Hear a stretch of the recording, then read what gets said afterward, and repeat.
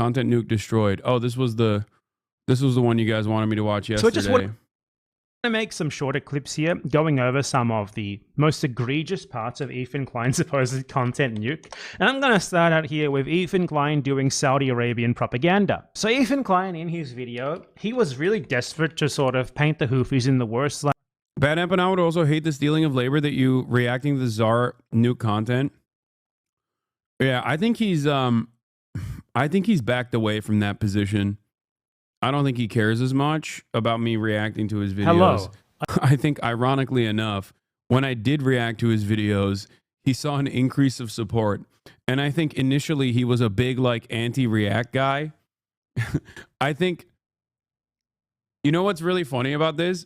Initially, the reason why BadEmpanada and I were not on good terms, regardless of the fact that I had actually enjoyed some of his older videos in the past and thought that he was, you know, brilliant in terms of like all the historical analysis that he puts into his long, oftentimes convoluted, even history videos that he does. But what's interesting is the major fissure that we had was over ReactGate, because at the time when everyone was yelling at me about like reacting to videos and whatnot, at the time when everybody was fucking yelling at me, he was like, yeah, you are stealing the labor of like other YouTubers. It's really fucked up. And he was like, I don't want, you know, I think it's disgusting that you're doing this. Not realizing that, not realizing that like, when a community such as this one does react to his videos, it probably does promote. What? He said on Do Not Worry Pod that he doesn't mind you reacting to it because you don't do lazy reacts by letting the video run and not adding into it. Yeah, that's the funniest thing. I think he just didn't know. He just kind of got whipped away by the I think there's two reasons. One, he got whipped away by the frenzy, like he got clickbaited a little bit and thought that I don't add anything to the fucking political videos I react to, especially, or even like non-political videos in general. And also I think he truly thought that like this community and myself reacting to videos such as this one are not actually a mutually beneficial, if not incredibly beneficial story or a situation for the content creator themselves. So those are the two reasons why he initially was like, I don't like it. But now I think he's changed his stance. He's a streamer who hates the streamer class, a true class trader. Yeah. I thought it was because you went to the DNC. Oh, there was that too. I mean, look, we have our disagreements. We have our disagreements. He is, I believe, Greek after all. So, of course, it is always going to be in the heart of a Greek to never give full credit to the Turk. Okay? It makes sense. He might even, is he a Greek Cypriot actually? Like Drew Pavlov?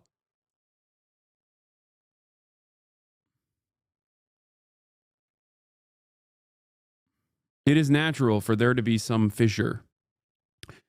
It is natural for there to be. Yeah, he's a, oh, he's going to hate you now. Yeah, he's a Greek Australian who now lives, who is a Greek Australian who now lives in Argentina. It is natural, considering what my people have done, both to Australians and also the Greeks. Much worse to the Greeks. The Australian one is, you know, kind of nobody's fault except for the British Empire, but so there is epigenetic trauma there. Okay, bro, you're not Ottoman. How dare you say such lies? I will ban you.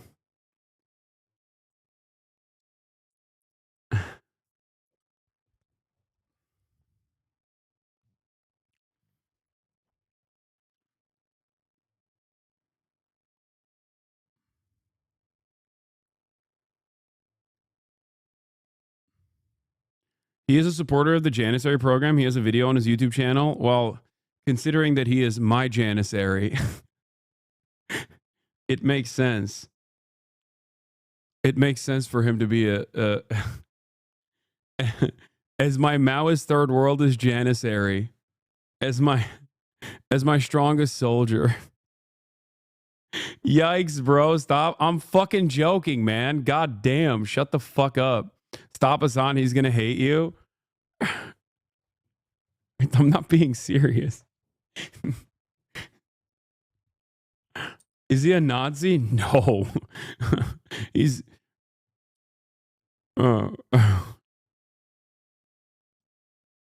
He's going to make a content nuke on you now? I would not be surprised if he did.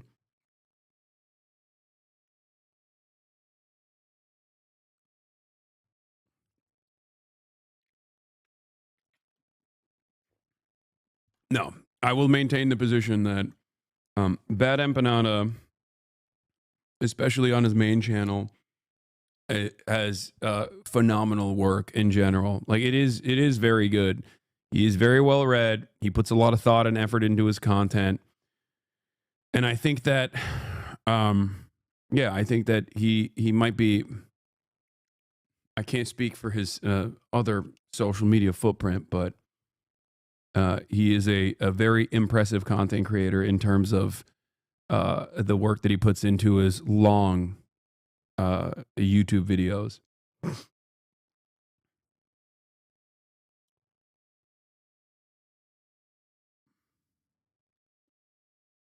Like possible. And in doing so, he cited outright like Saudi propaganda they created to legitimize them massacring, maiming, and starving the people of Yemen in their decade plus. He called you unintelligent in the content czar Bomba. Well, he can have his opinions. Long US-backed assault on the country. So if you don't know, the Saudi Arabians intervened in Yemen. A lot of the tweets people show are fake. He has a video about it. No, I'm not talking about the very obviously fake tweets, okay? Shut the fuck up. I'm not talking about the very obviously fake tweets, chat. I'm talking about the very obviously real ones, okay? He definitely goes a little too far when it, you know. Anyway, just against the Houthi-led anti-government rebellion, which started during the Arab Spring, and they have just been like wantonly bombing. Yet he still has defended you so much. No, one thing that you guys have to understand is if I said something that BadEmpanada truly disagreed with, or if I said something ahistoric, okay, if I said something that was incorrect, okay, in terms of historical analysis, he would fucking rip my asshole apart. The only difference is BadEmpanada does not defend me. He defends the truth. He understands that he understands what the history of Israel looks like. He sometimes even has more aggressive stances than I do, certainly, in terms of my commentary around Israel and Palestine. But overall, he would be just as ruthless if I were engaging in some kind of bullshit. If I was saying some kind of fucking bullshit and that was just incorrect. Yeah, he doesn't care about the drama necessarily, but I think he understands that drama causes people to watch stuff. And he cares more so about the history.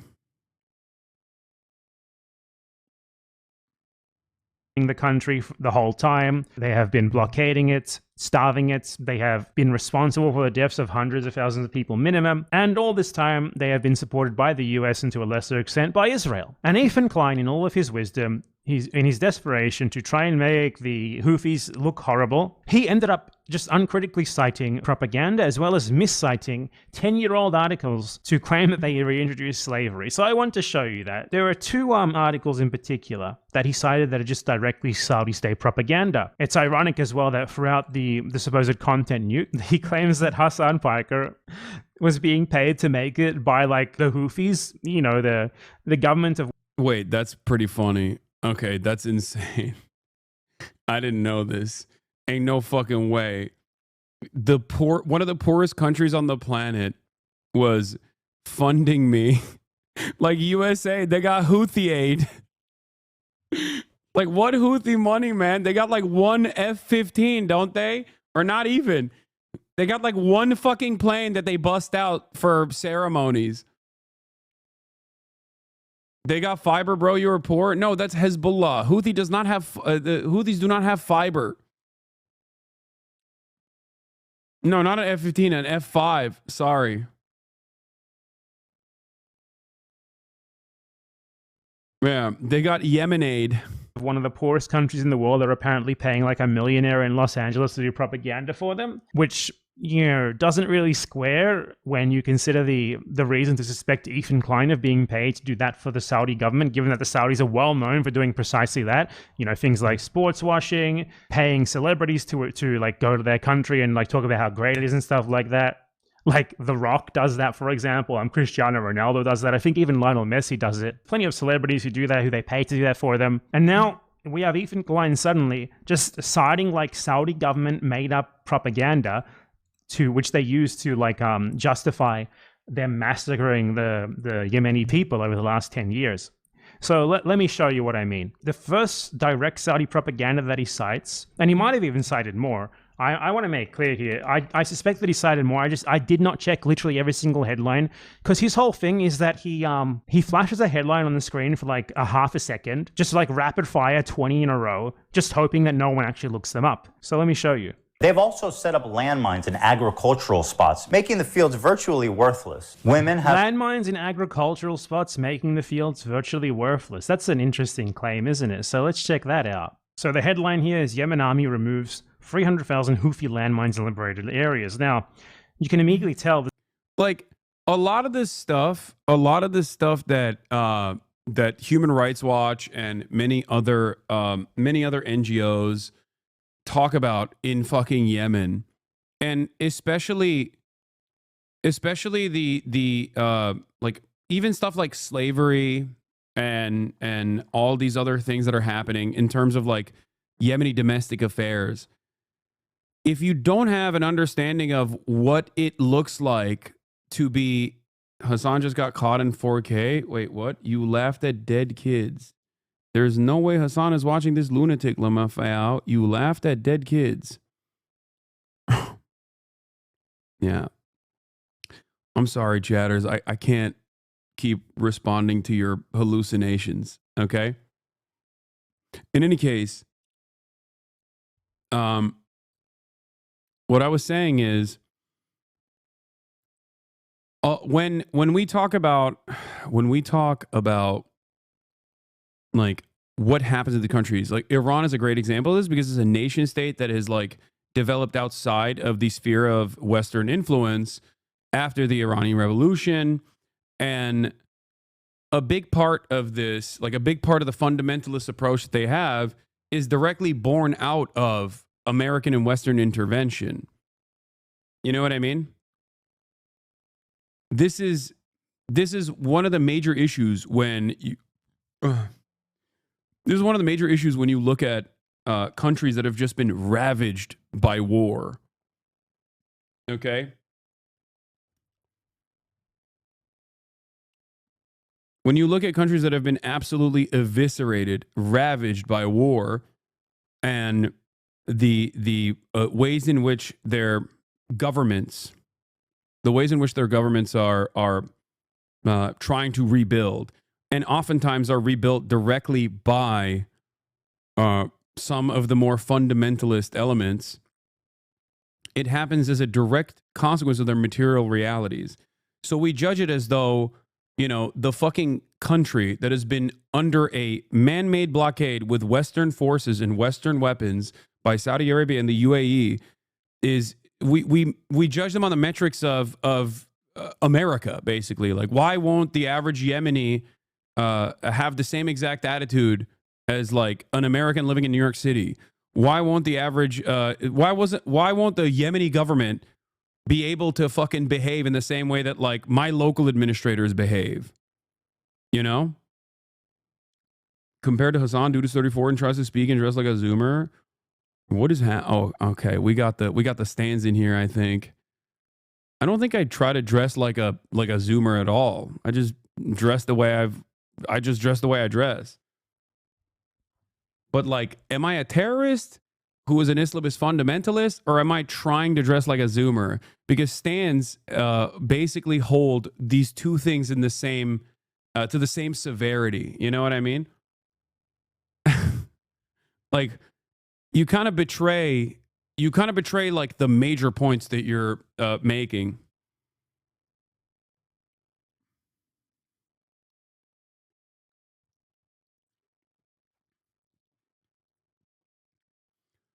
It's also funny whenever Ethan Klein fans say, I dress like a Zoomer, like I dress bad. Come on, dude.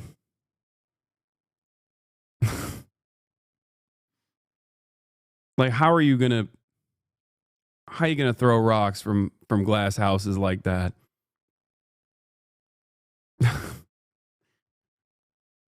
That's crazy.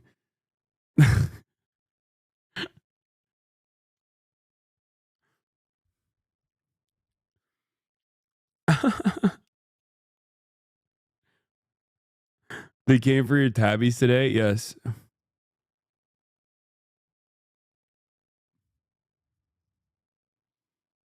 Ethan spent a good 30 minutes going over your outfit and how a socialist shouldn't dress nice, but then called your style whack.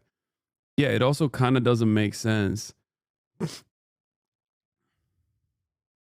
Let's continue. Something weird here, because it's like citing the Yemen army saying this, and the Yemen army is the Saudi-backed, deeply unpopular Yemeni government that basically the entire country rebelled against. So that's already a bit weird, right? It also doesn't say anything about agricultural areas. So let's check out the actual article. So looking at the article itself, it doesn't actually say anything at all regarding agricultural areas and making the land useless. Ethan literally he made that up completely. It's not even here in this article, which, to be clear, is Saudi propaganda. So this article does nothing but cite the Yemeni government itself, who obviously are just going to say bad things about the Houthis, who are their opponents. And it's from April 2018, which is at the height of the Saudi genocide in Yemen. Basically, this is genocide-enabling propaganda, particularly when you look up what Arab News is. Let's look up this outlet. Who is Arab News? Arab News is an English-language newspaper published in Saudi Arabia, and it is owned by Turki bin Salman Al Saud, the brother of the ruling crown prince of Saudi Arabia, Mohammed bin Salman. The newspaper promotes the Saudi government. This is Ethan Klein's source.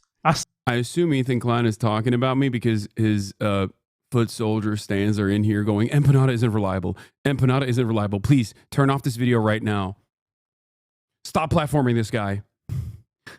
Stop.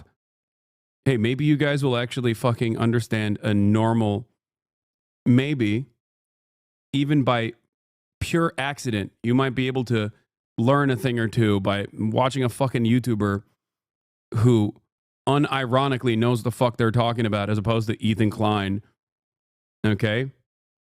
He's threatening to open your stream right now. Saudi government propaganda outlet just printing anti-Houthi propaganda that based on nothing but the government of the people who the Houthis are fighting against said so. This is one of the greatest minds of our time, clearly. But don't worry, there's more to this. There's worse. Ethan Klein claims that the Houthis brought back slavery. Check this part out. Oh, I almost forgot the most fun one. They brought back slavery. The evidence of this is two articles, and one article rather, and one video. A video called article from the Saudi royal family's own propaganda newspaper, and also article from an actual reliable outlet, Al Jazeera. Except the Al Jazeera article is from 2014, which is even before the Ansar Allah movement overtook leadership in Yemen. So one side of the story is literally the genocidaires doing propaganda. The other side of the story is actually the previous leadership that escaped to Saudi Arabia.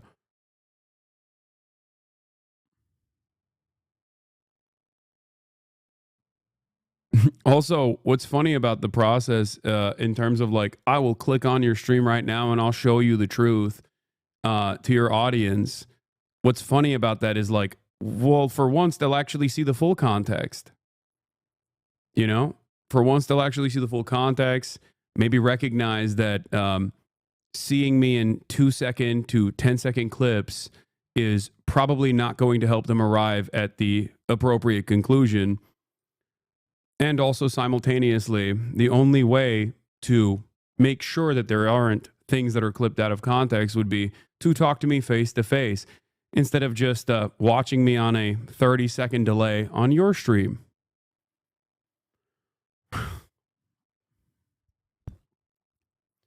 I assume that he's already clicked away considering that I'm watching BadEmpanada. Slavery in Yemen from Al Jazeera World, and an article called Exclusive, Houthis Restore Slavery in Yemen, which curiously does not actually include who it's from. So let's look first at the Al Jazeera World one. Interestingly enough, if you go to the page where this documentary is from, and you scroll down to the date, which was cut off by Ethan Klein, you see that it's from the 10th of September 2014, and you see that from the text here, despite government denials... Bro, just watch the actual video and know other people's opinions or takes on it. Interesting. Well, considering that I already literally just said the things that BadEmpanada is saying in this video, perhaps perhaps I've already seen pieces of this video and already correctly addressed it.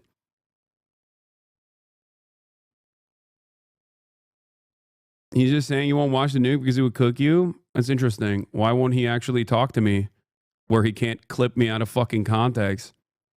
Is he too afraid? This is fact checking, by the way. This isn't like someone else's opinions on the nuke. We can talk right now if he wanted to.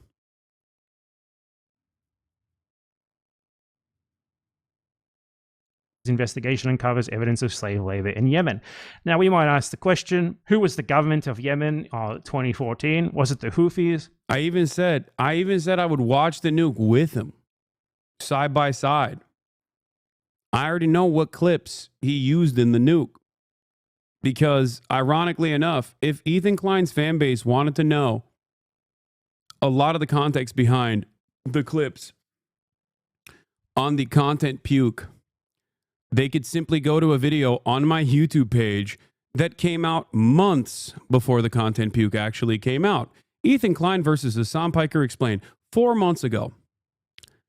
I promise you, if you are in Ethan Klein's fan base and actually went in and watched Ethan Klein versus Hasan Piker explained, you'd be shocked at how much of the ContentNuke was addressed already months prior. So if Ethan wanted to understand the context behind a lot of the clips that he'd used, if he was actually spending months and months and months on end doing research, he could have accidentally arrived at this video where he could have basically figured out what the actual background was. But I don't think he's interested.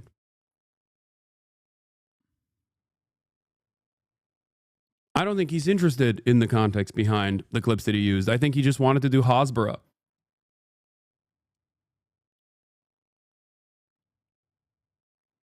That's it. It's much easier to shelter your audience from the truth. I'm the one who's saying, if you have some brilliant takes, we can have a conversation in person where you can't clip me out of context.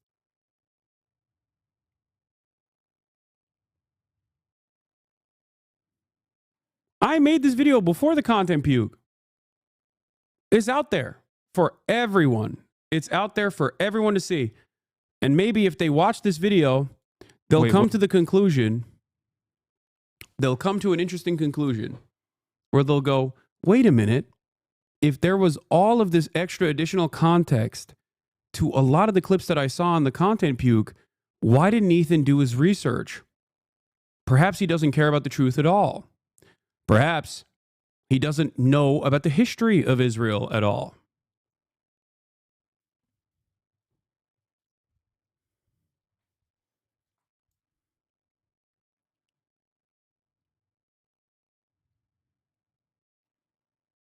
Why not?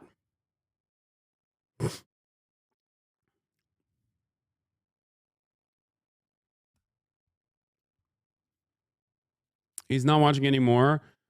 He pulled up to the stream for a bit and heard the part where he said he's afraid to talk to you, and all he said is going to give me back my hat. So sad, Lamau. What hat?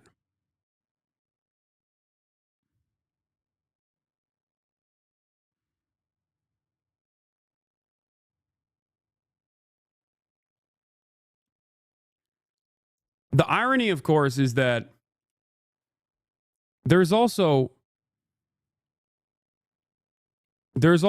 literally conversations that we had face to face that people can go back and watch. Ironically enough, he literally fucking clipped those conversations out of context as well. How do you clip chimp a convo that you were a part of a year later to completely change the actual points that I was making?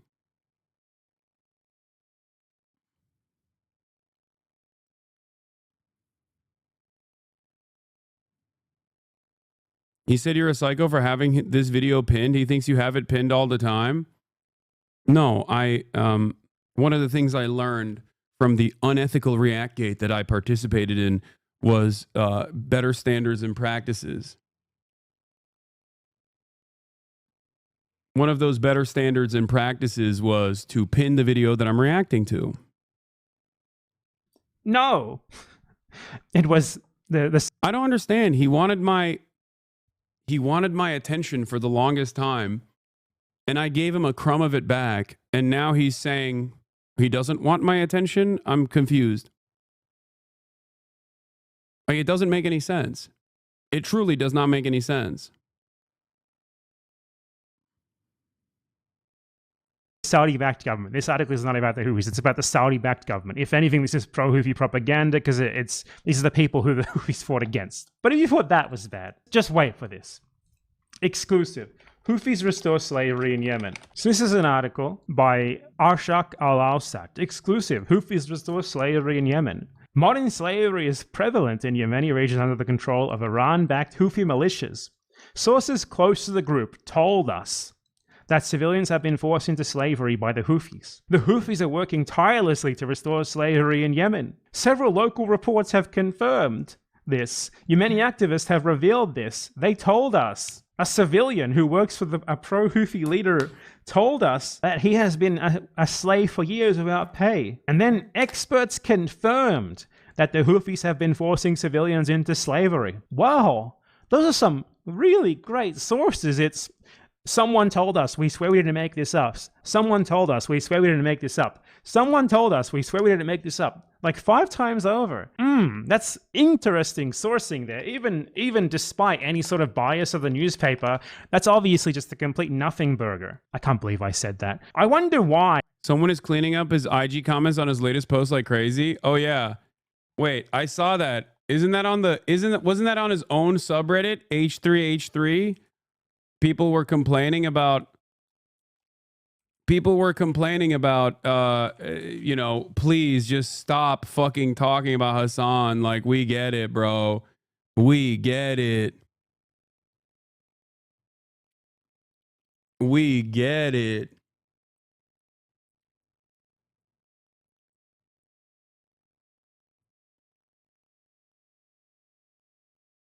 Like, holy shit.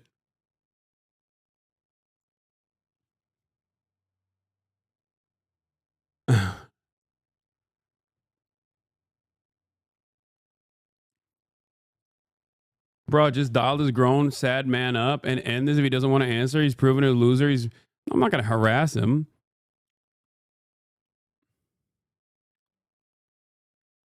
On the H3 podcast IG, I wonder if they deleted the comments now.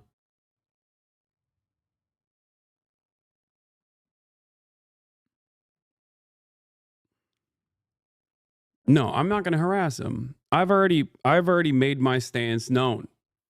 If he wants to talk to me about the content puke, we can talk about the content puke. He can have the clips ready to go. This newspaper would just say stuff like that so brazenly based on nothing except trust us, bro. I wonder why. I'll tell you why. I don't actually wonder. I know why. Because this newspaper, Arshak al-Awsat, was founded with the approval of the Saudi. Okay, I covered all this yesterday. I don't know why you guys wanted me to watch this video. Like, I literally covered all of this yesterday. I did this exact same investigation yesterday by basically going through these steps piece by piece. Arshak al-Awsat. I mean, I guess there's more people in here, probably more Ethan Klein fans in here as well. Maybe they'll actually see the truth as well. Even though then I'd have to basically explain to them like that the Saudi coalition forces with American weapons did a man-made blockade after the previous very unpopular Yemeni leadership escaped to Saudi Arabia. Saudi Arabia and the UAE basically created a man-made famine in Yemen and killed a shit ton of people. I don't know if you guys knew that or not, if we were in here. The other one we wanted you to watch was about the Jewish expulsion from Arab countries. It's like number 8 or so.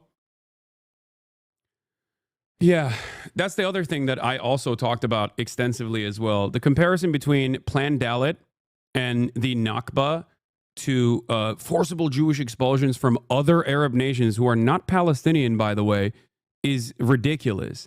The fact that he had the audacity to say that 1 million Jews were forcibly expelled from surrounding Arab regions as though it was the same as the ethnic cleansing that the Palestinians experienced during the Nakba from 1947 all the way to 1949, okay, with untold amounts of planned violence. Like that is truly. He's playing videos of you explaining the context part and just stopped on it. Yeah, I don't think he wants to see the truth. I don't think he wants to understand the truth. Because once again, those are fucking random, those are different Arab countries, okay? Even if they all militarily were trying to expel their Jewish populations, okay? And I'm not saying that there wasn't harassment and people escaping these countries, okay, due to pan-Arabic nationalism, but also beyond that, the actions of Israel against the Palestinian population that created unimaginable backlash, as Jews often suffer around the world when Israel does violent actions that they masquerade as doing so for Judaism, okay? But the notion that this is even remotely comparable to the military actions of Zionist brigades, early Zionist brigades, is insane. Okay? There is no way to look at that. There is literally no way to look at that other than just pure Hasbara. That's why I pointed out that this is either pure stupidity, and Ethan does not know the real history, okay? Like, if he's calling me anti-Semitic for saying that the Israeli government also participated in collaborating and in some instances applying pressure from European countries, or rather directly blowing up synagogues in Iraq, for example, then he's not calling me anti-Semitic. He's calling Avi Shlaim anti-Semitic, for example. Okay?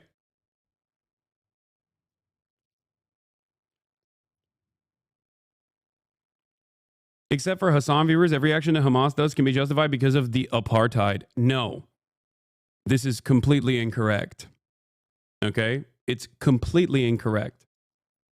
And the only reason why you're saying that is because you're trying to cope, but you unfortunately are not clever enough to come up with a better Hasbara talking point. You're attacking a straw man that you made up in your mind. My argument is never that everything that Hamas is infallible and everything that Hamas does is good. That has never been my argument at all. My argument is that the standard of violence is set by the colonial entity. Okay?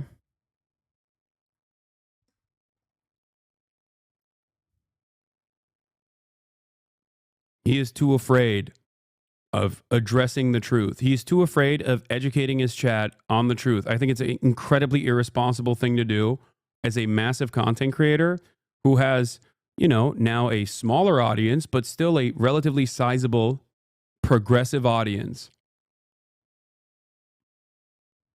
Okay.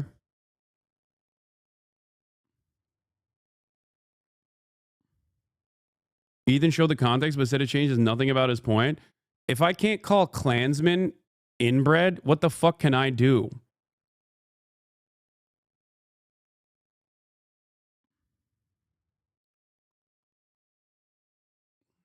Where is the Oh, here. Ethan Hello, Klein everyone. denies Welcome the to another Nakba. debunking of Ethan Klein's supposed content nuke. So at one point in his supposed content nuke, Ethan Klein attempts to justify the Israeli settler colonial state and its expulsion of Palestinians by glossing over the Nakba, and that basically the Arab world just randomly, crazily became full anti-Semitic, not reacting to anything in particular at all, and expelled and forced out and pogromed all the Jews. And we're going to go over all of the examples that he uses here to justify this claim. So firstly, let's watch him gloss over the Nakba here. To think that Jews as an ethnic minority in Israel would not be safe? After all, Israel is a... You're getting his arguments wrong. Watch the video. I mean, I watched bits and pieces of the video at this point. Like the inbred argument is completely wrong. One must ask the question, how did Ethan Klein do so much research and get this so unimaginably wrong?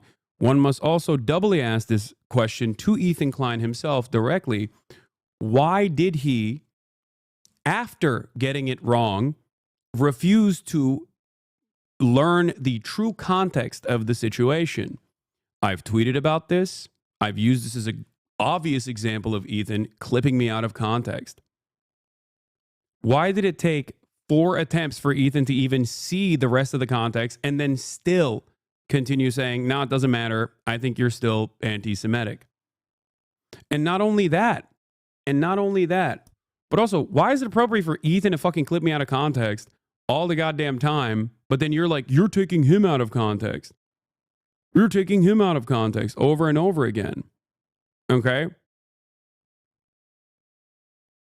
If I am losing some of this context and nuance because I'm looking at clips, I think the best solution here would be to have a direct face-to-face conversation instead of him clicking on my stream and trying to find clippable moments from my stream. That's all I'm stating.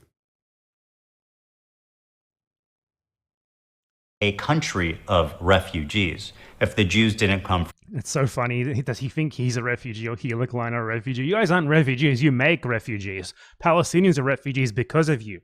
Get it. I think another gross part of this was him saying that him using me saying that rapes happening on October 7 does not change the dynamic for me one bit, and that this does not justify genocide. Him consistently using that over and over again in a malicious way, I think is completely inappropriate.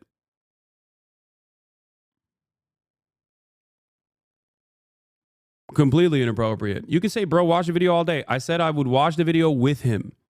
Okay? I said I would watch the video with him. Straight, okay? from Europe after the Holocaust, they came from the surrounding... He is, guys, listen. You can come in here and say, oh, you're crashing out or whatever all day, every day. Okay?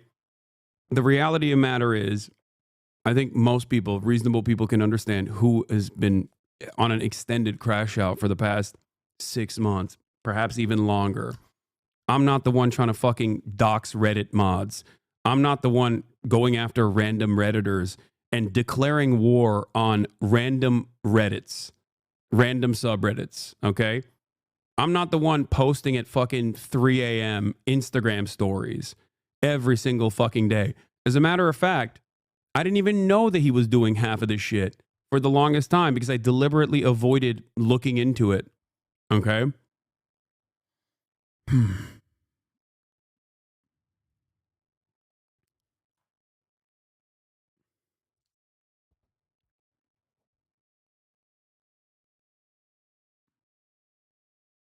I'm not the one trying to send my audience after journalists that have written articles about me far before he even chose to do this weird Hasbara thing where he's like, I'm pro-Palestinian, but no one is defending Palestine in the way that I want to.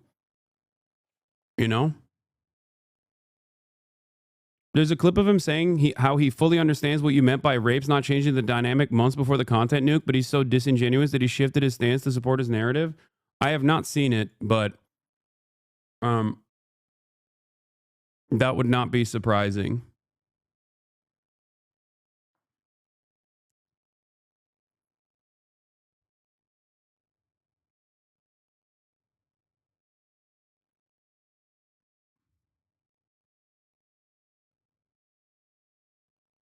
He literally said he's considering getting journalists on Slate to do a retraction, calling them names live. That's so insane.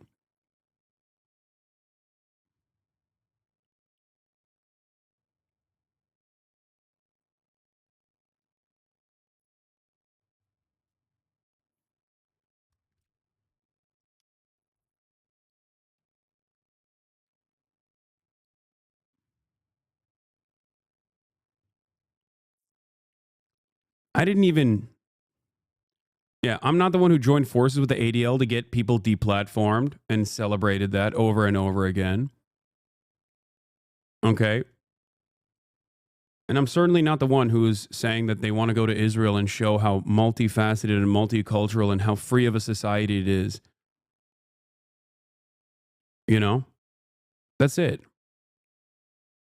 There's a reason why everyone that is not completely trapped in the fuck Hasan, trapped in the fuck Hasan brigades is looking at this from the outside going, I don't even fucking like Hasan.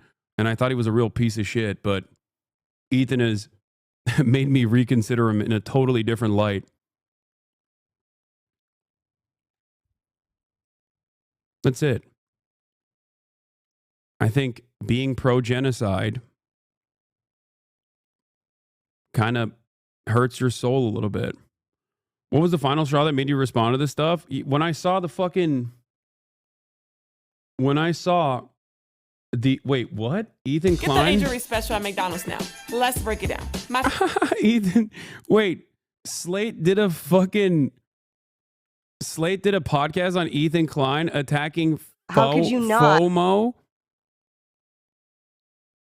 After posting an Instagram story that claimed potential collaboration fell apart due to anti-Semitism, posts of problematic behavior and language the Kleins have exhibited on camera soon flooded the subreddit, calling out the podcaster for their past controversies. Since then, Ethan has used his platform to threaten multiple subreddits, seemingly gearing up to come after FOMO. I still don't know how to say the fucking subreddit. What's actually crazy about this is that Asmongold exists, yet he chooses to focus his small d energy towards you. Yes, because it's literally purely about personal vendetta. That's it. FOMO. The Klein's battle against FOMO begs the question, can you sue a subreddit for defamation? And should snark pages prepare public figures to fight back?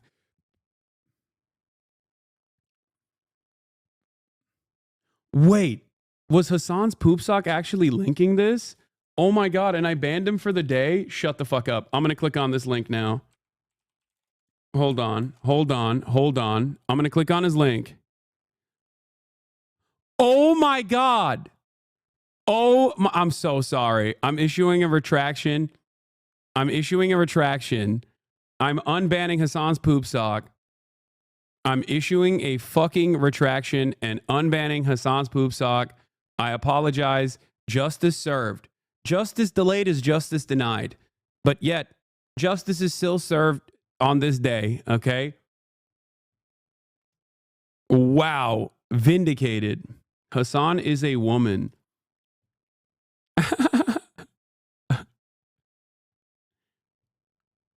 I am freeing him. I thought he was doing a poop sock. His name is Hasan's poop sock. Give me a break. Okay? You know what? Hasan's poop sock, if you're still in here after you got a 1-day ban, and I don't know if you are, but if you're still in here, you have one poop sock, like an actual poop sock that you can send me at any given moment, It doesn't matter. I could be interviewing Bernie Sanders, okay?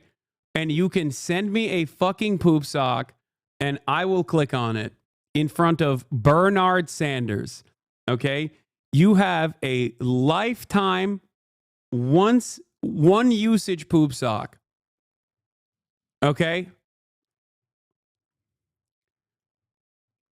I think that is a appropriate IOU for the one-day ban that I very quickly resolved after finding the truth.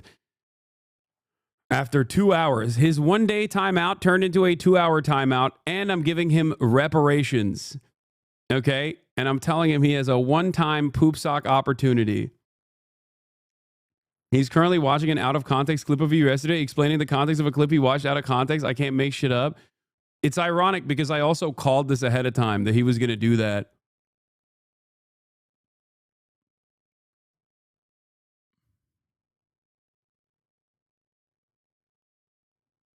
Bro, why is this subreddit claiming you're behind the Slate video, Lamau? I didn't even know it fucking existed. I literally banned a chatter for linking it, thinking that it wasn't a real thing.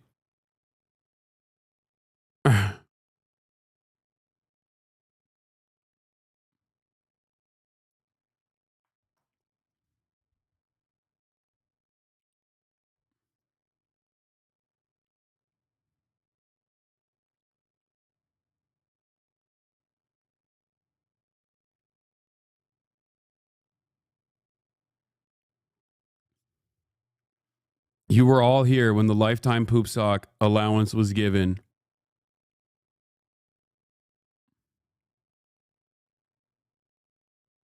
I wonder why there's a major difference in the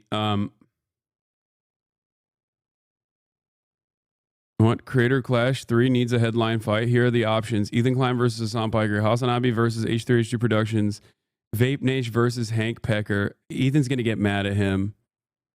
Ethan's going to get mad at iDubbbz for even saying this.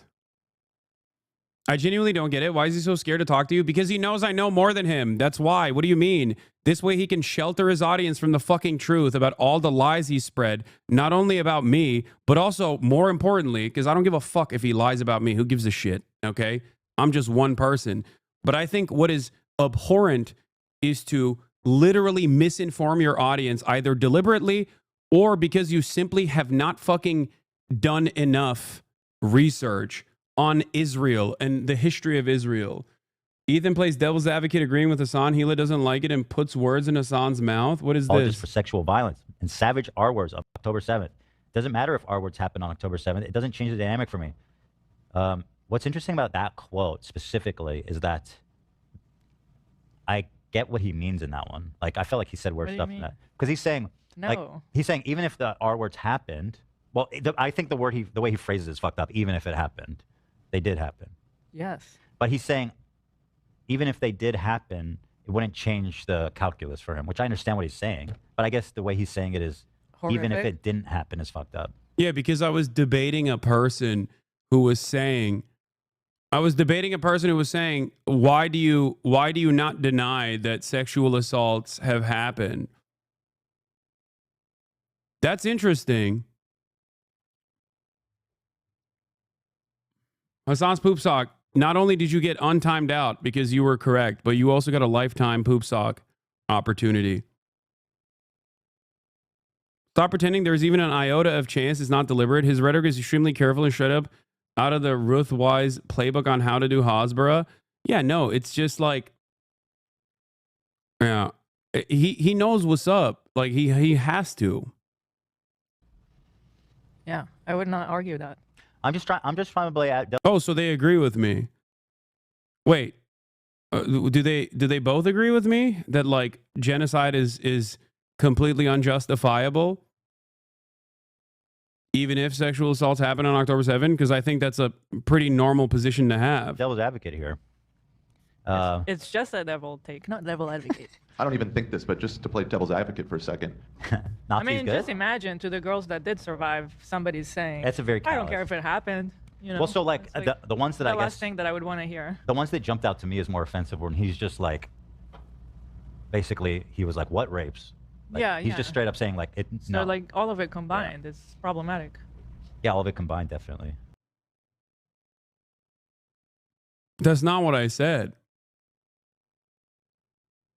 For the record, I think I was probably responding to a chatter when I was talking about the rapes that were committed by Israeli concentration camp guards at Sde Taiman when there was a pro-rape riot that took place in Israel that successfully took out the concentration guards from the grips of prosecution.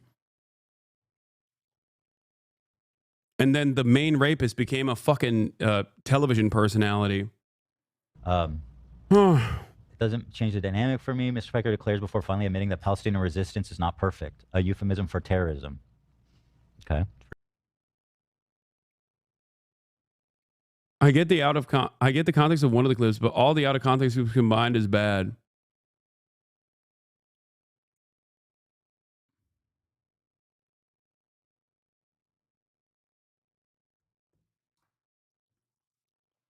Also, for literally this entire process, like we're now going back and forth about like I think he is slipping up in this clip by giving you the benefit of the doubt, and Gila is correcting him to make sure they stay on message. Yeah. What's really fucked up about this process, by the way, is that one, I don't even know if they've like talked about the rape riots in Israel. I doubt it. Okay. But two, there literally is not even any fucking personal evidence so far, with one exception from the UN report.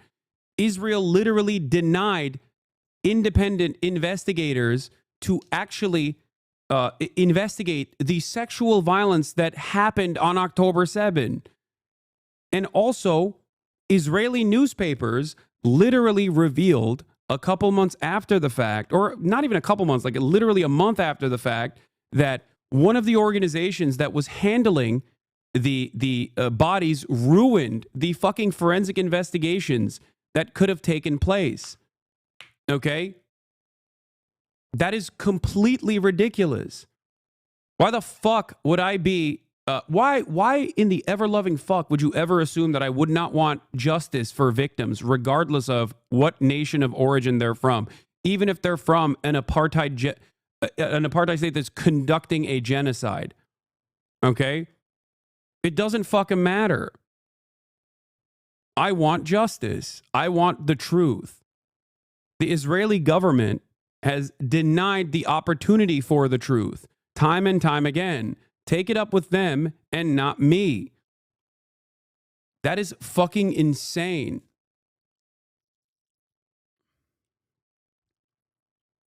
This tactic was so commonly applied in the immediate aftermath of October 7, where people in America, prominent Zionists in America, would get mad at college students for basically saying the exact same thing that Haaretz's editorial board was writing and reporting on. Like, they would say, this is the most anti-Semitic thing that has ever happened in the history of mankind, is what the attitude was for college students that were basically saying verbatim the exact same thing that the fucking Haaretz editorial board was saying.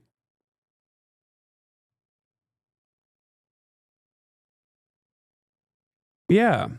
Here it is. Israel blocks UN probe into Hamas sexual crimes from October 7 to avoid inquiry into abuse of Palestinians. The UN Special Representative on Conflict-Related Sexual Violence asked to investigate Hamas's alleged crimes on October 7 and towards the hostages, but Israel refused their request to access Israeli detention facilities to examine the claims of IDF abuse. Israeli women's rights groups warned this could lead to Israel, instead of Hamas, being added to the UN sexual violence blacklist.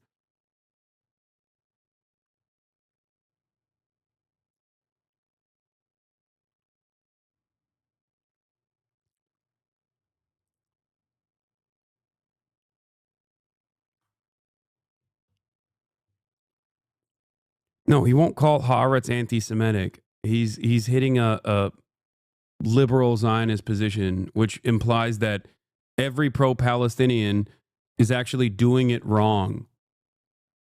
and they're not actually pro-Palestine in the right way. Okay? That's it. It's a very specific type of defending Israel for a very specific audience. That's how you try to capture the attention of progressives, because you can't just outright fucking pull a Michael Rappaport and be like, oh yeah, I'm going to, fuck every Palestinian. They should all die. If you say that, your audience is going to be like, what the fuck are you saying? You're a monster.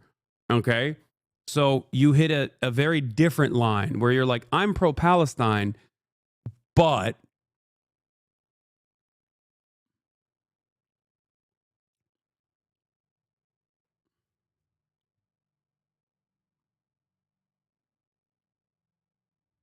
I want to talk about Ukraine, so I'm going to.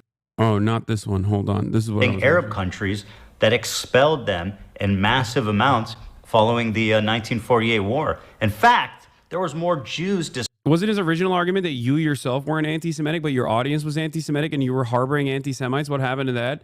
Yeah. What happened to that is he just fucking went balls to the wall and started being like, no, I'm pro-Palestine, but Hasan is really anti-Semitic, because who gives a fuck? You know what I mean? Who gives a fuck? His audience is not going to double check it. His audience is not going to be like, wait a minute, this guy that you had a fucking podcast with, who literally has spent the past 10 years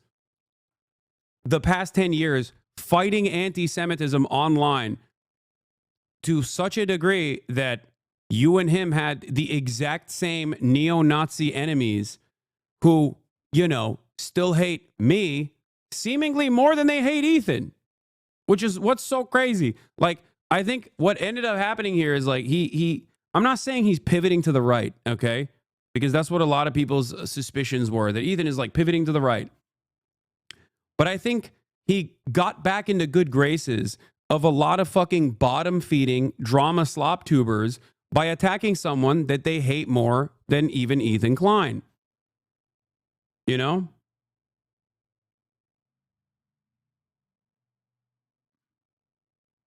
Again, goes into what I was saying with clip farming. Everyone desensitizes each other, so when you hear heinous shit, you don't feel bad for it.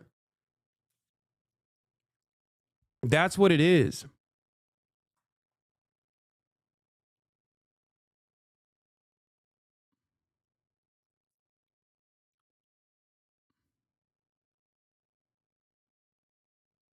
displaced than Palestinians during the Nakba. So the Nakba for him was just a war, like this long-planned expulsion of Palestinians, which the Arab intervention was explicitly a reaction to. So how is it a nation of refugees when it declared its independence and its own like dominion over land that it had taken from Palestinians, when these people weren't even there yet, obviously? And then watch this. 1 million Jews. All of these surrounding Arab countries had vibrant Jewish communities in huge number, hundreds of thousands.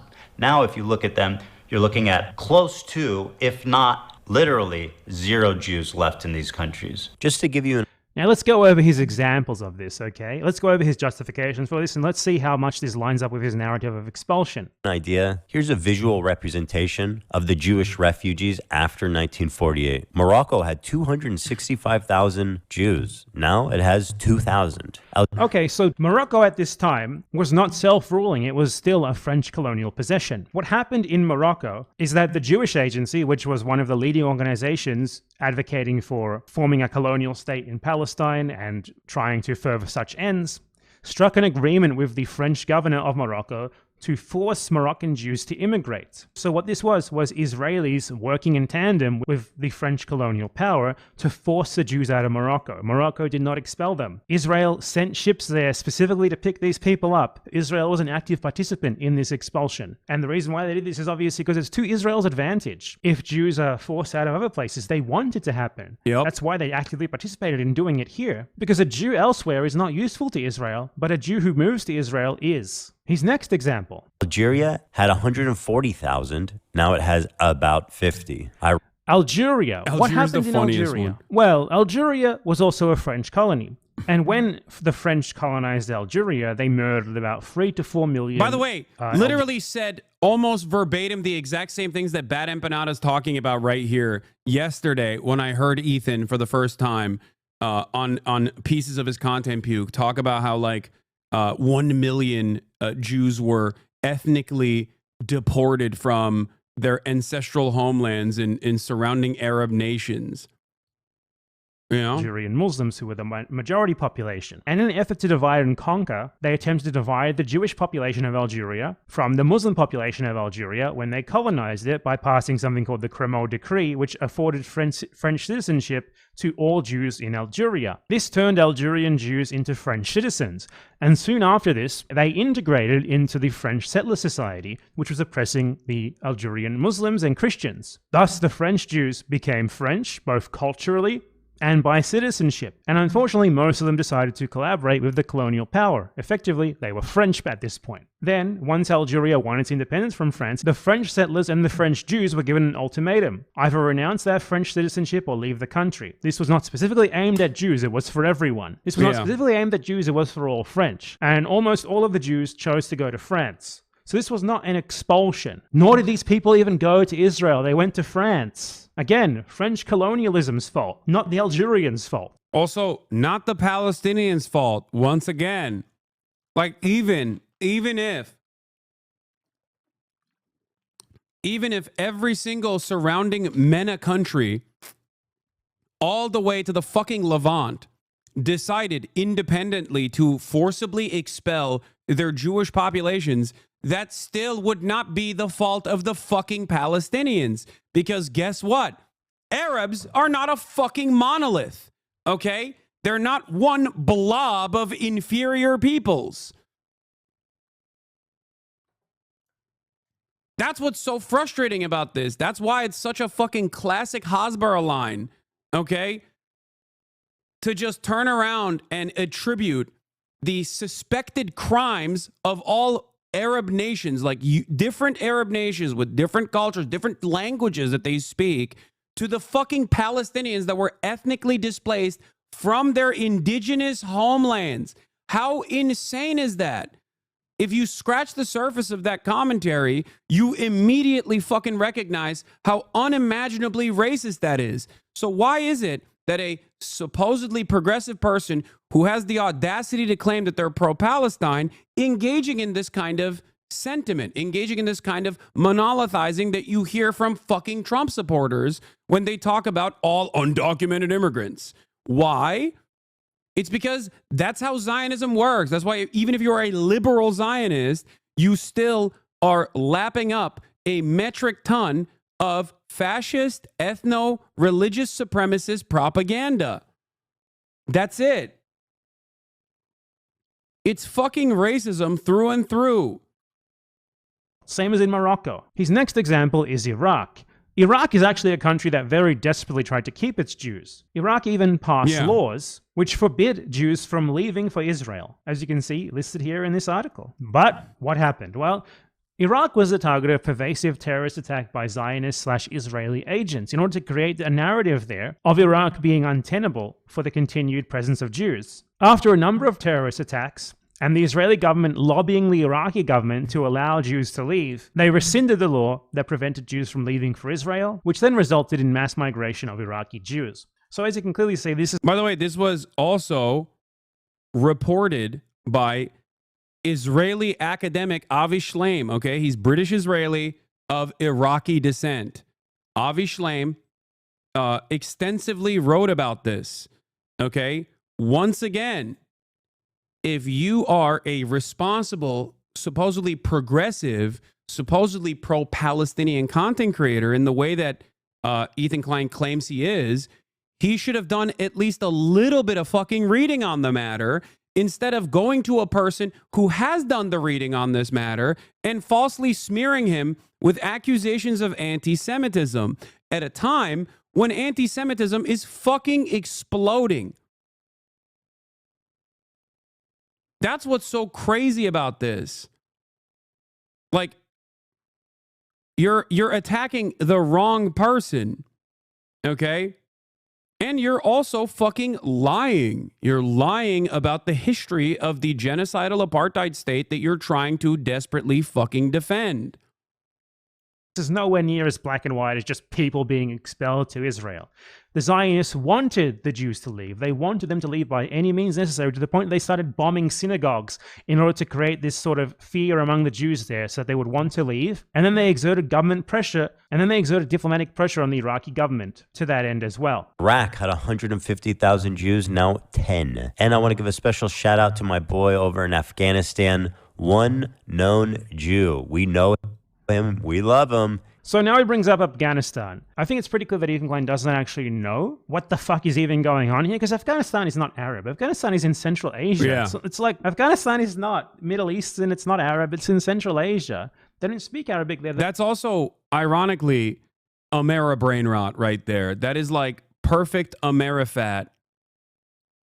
That's like perfect Amerifat sentiment. You know what I mean? They're all fucking, what are they, like Muslim or Pashtun, but that's like a different kind, you know what I mean? They're all the same.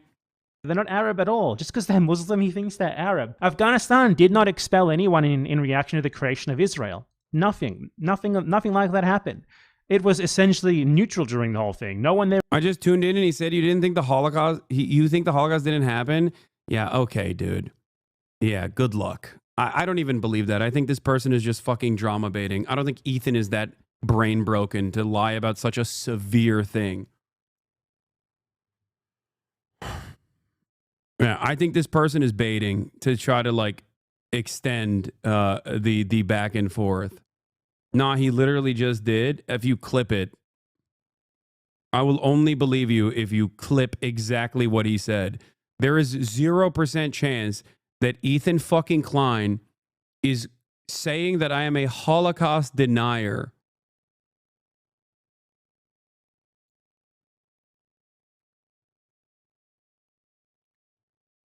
There is 0% chance.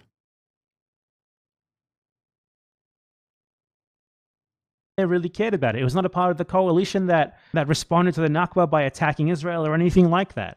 So this simply does not fit into your narrative here. It's outside of it. You citing it is incredibly stupid. He's the one Afghan Jew. They were forced to leave their homes, their lives, their property, and migrate to the only place in the world that would accept them, which was Israel. The irony of this whole situation. He said that's like Holocaust denial.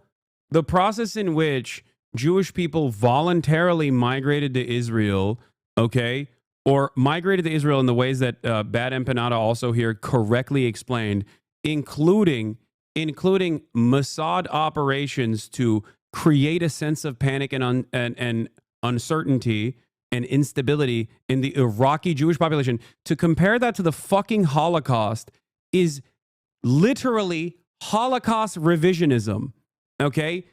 That is unironically akin to Holocaust denial, okay? That is shockingly anti-Semitic. Is that after the 1948 war, when Israel won, He keeps calling Israel. Yeah, oh, the Nakba, the 1948 war. That's another telltale sign that you're just also doing pro-Israeli propaganda.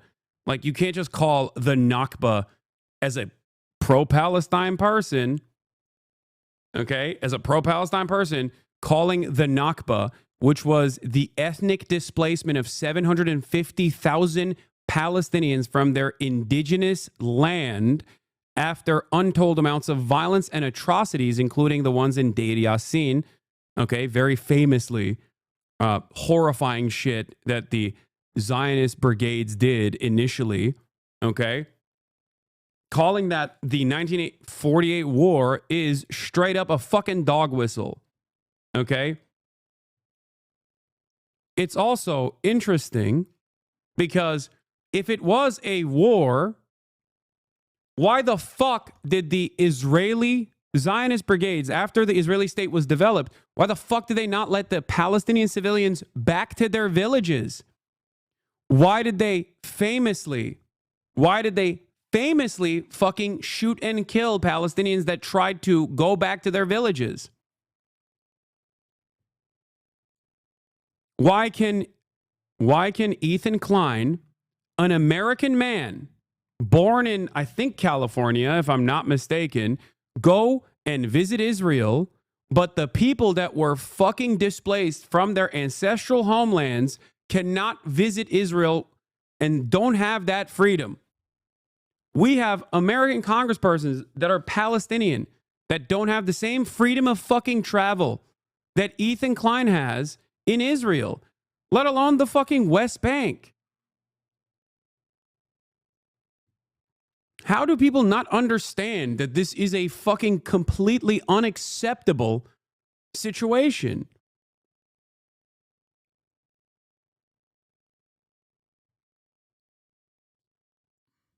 Lena's birthday. By the way, let's not forget that Hasan just straight up lied about Jews not being massively fucking expelled from Arab countries. Like, what? What? That's like Holocaust denial. I don't deny the Nakba. I fucking fully acknowledge the realness and the fucked upness and the terribleness of it, you know? And that. Why'd you keep calling it 1948 war then in your content puke? He just goes back and forth on his position. Sometimes he calls it a genocide. Other times he calls it not a genocide. Sometimes he calls it an apartheid. Other times he doesn't know. Sometimes he understands what I mean when I say that sexual assaults happening, the likelihood of sexual assaults happening does not change the dynamic of doing a genocide upon the entire Palestinian population. Then months later, he forgets that he understood the context and then puts that in his video over and over again saying, oh, he's a rape denier. He's a rape denier. You know, Me Too means Jews too. That kind of fucking Hasbara bullshit. Okay. Just the trauma of that incident. But Hasan is basically like the Holocaust didn't happen. I mean, it's a million Jews being expelled from. Please tell me someone in this, please tell me a singular person in the background, in the production side was like, hey, Ethan, I think you're engaging in Holocaust revisionism by comparing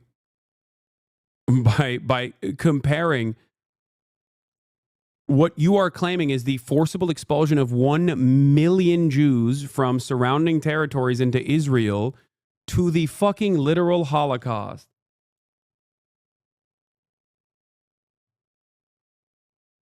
Israel expelling and genociding Palestinians to steal its country from them, just a war that they won. Won the war to declare its independence, the Arab countries got super anti-Semitic against their own Jewish citizenry that had nothing to do with Israel. And that had nothing to do with Israel. I very much just showed you that a lot of it had a whole lot to do with Israel. Obviously, if you genocide an entire Arab population and do so while screaming, we're doing this for Jews, we're doing this for Jews, we're doing this for Jews, some people are going to take you at their word.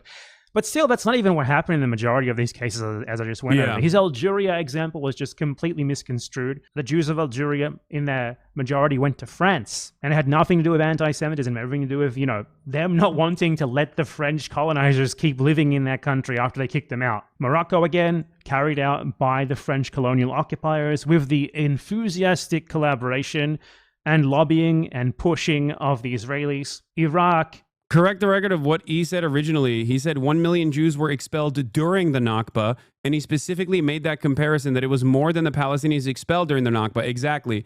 That's the other side of this. He literally said a more devastating thing happened to Jews in the MENA region, Middle East and North Africa, than the fucking Palestinians being forcibly displaced from their ancestral homes in a planned expulsion following massacres, deliberate massacres and planned ethnic expulsion of Palestinians. Okay? This was not Hamas. This was not Hezbollah. These were Palestinian villagers. Like in the case of Deir Yassin, the Palestinian village of Deir Yassin had actually a cooperation and friendship agreement with the surrounding Israeli villages. Not Israeli, surrounding Zionist or Jewish villages that had Zionist brigades working alongside the Jewish villages in the area. This was before Israel even existed. Okay?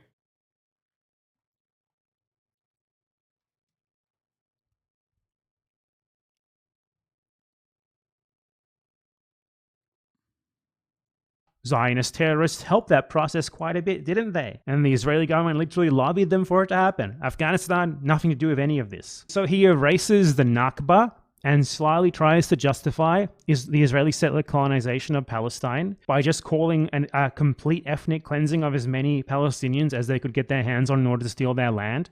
Nothing more than a war which Israel rightfully won.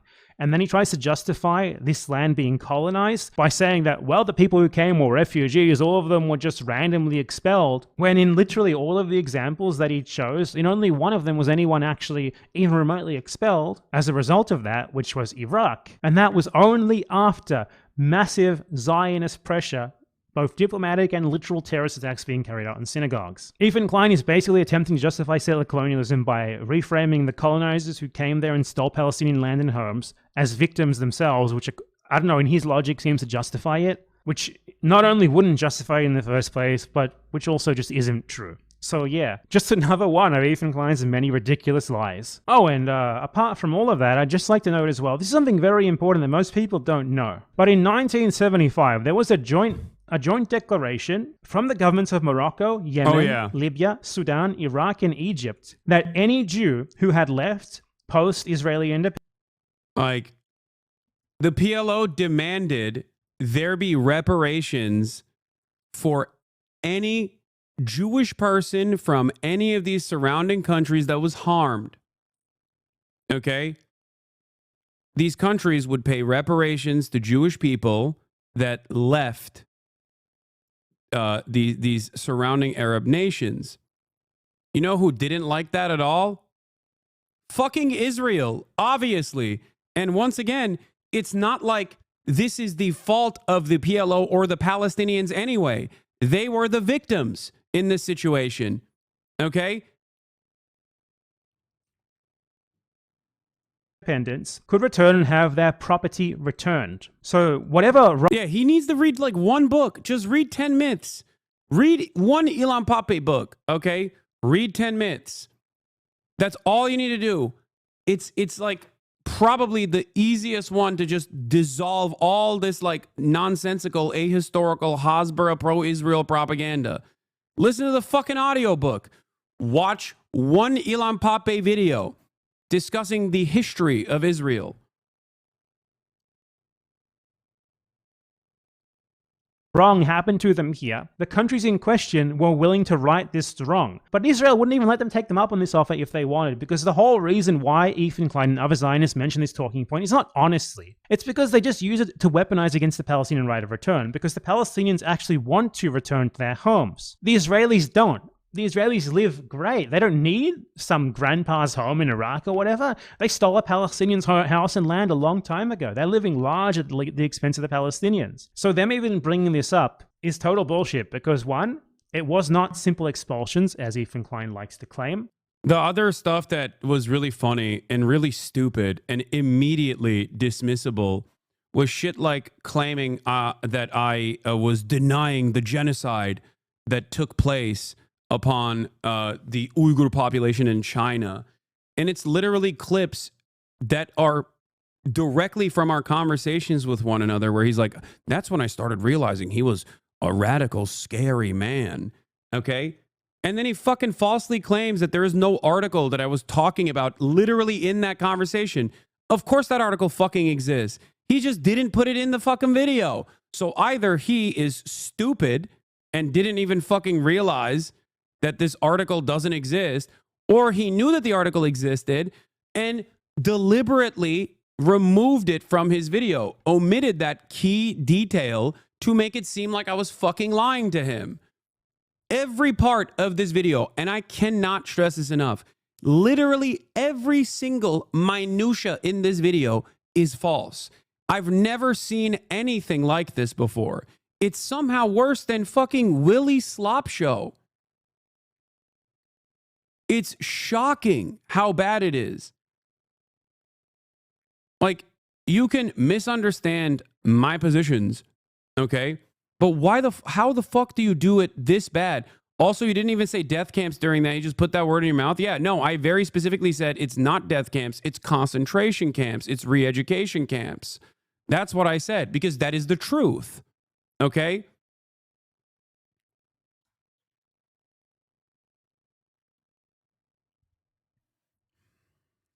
It was so bad. I think Willie Slopshow was fucking fact-checking Ethan. That's so funny.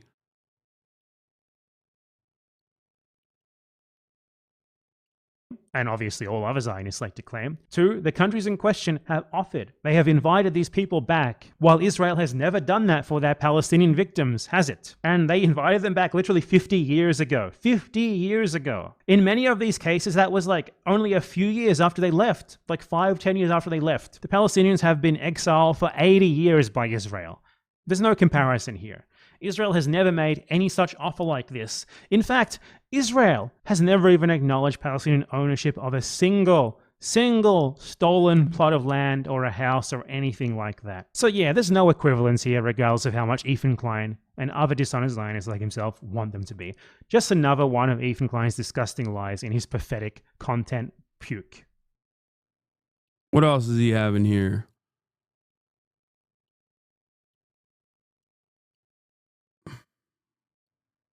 Ethan Klein paid off by Zionist billionaire? I don't know about that. Watch 5. Ethan Klein's insane Islamophobic Hello, conspiracy everyone. Welcome theory. back to another episode of Ethan Klein's Content Nuke being destroyed. In this one, I want to cover really quickly Ethan Klein spreading a far-right Islamophobic conspiracy. Which Elon Pape book would you recommend first? 10 Myths. 10 Myths is it's the easiest to read. Theory regarding a made-up holiday, which they call International Jihad Day or International Day of Jihad. No. And Ethan Klein saw someone else, an Israeli Zionist, say that this day existed, and he just took this guy at his word at face value and included that in his video in like this conspiracy theory regarding Twitch like anti-Semitically blocking Israelis because they're Jewish, which was his claim. So the context of this is that Ethan Klein claimed in this segment that Twitch blocked new signups from Israel on the 13th of October 2023, which is not true because they actually blocked signups from Israel and Palestine, and mentioning the Palestine part destroys his entire argument. So as you can very clearly see in this article right here, Israel and Palestine, something that he leaves out of his article to try and frame it as like an anti-Semitic ban of Jews. And the reason for this, according to Twitch, was that they temporarily disabled signups with email verifications because they were getting a lot of new accounts that were posting like combat footage and like Gaza atrocities and stuff, which they didn't know how to deal with. So they just temporarily assigned signups of new accounts from both Israel and Palestine, not just Israel. So his whole anti-Semitism narrative ruined there, obviously. Not that it would be bad for a website to boycott Israel. It would be good. Israel should be boycotted by everyone all over the world. But in this case, unfortunately, that wasn't the case. It was just a strategic moderation decision to try and control the amount of like, obviously not allowed on the platform, like material showing violence and stuff that was being uploaded from these two places. And Ethan Klein lied about that being an anti-Semitic ban on Israel. But aside from that, he literally claimed that this ban happened because, I shit you not, according to him. Yeah, this part is also crazy.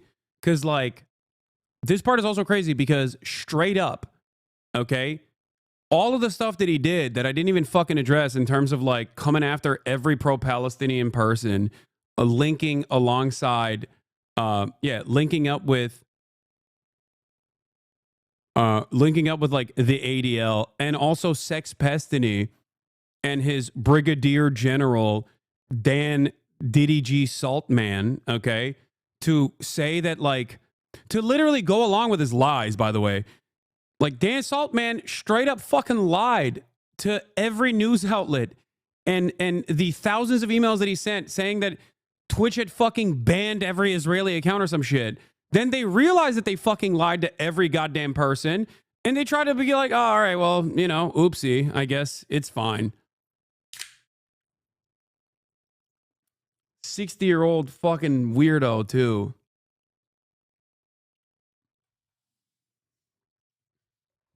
Daniel Blake Saltman, who got millions from Sean Diddy Combs to make, what was it, Tiny Chat or whatever?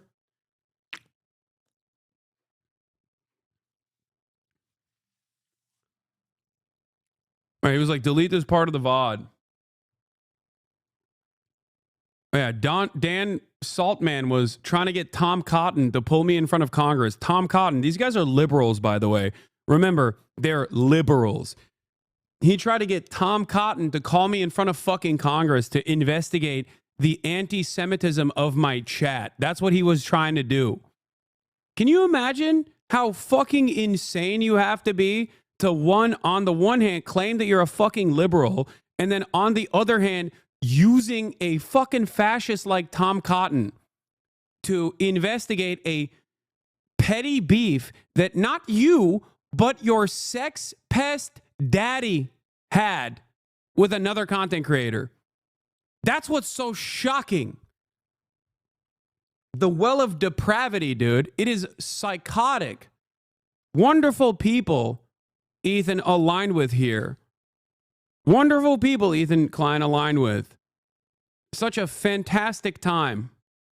What a fucking, this is what I was talking about when I said, like, there's a literal fucking genocide going on, and that's what Ethan Klein was spending all of his time on whenever he addressed Israel or Palestine.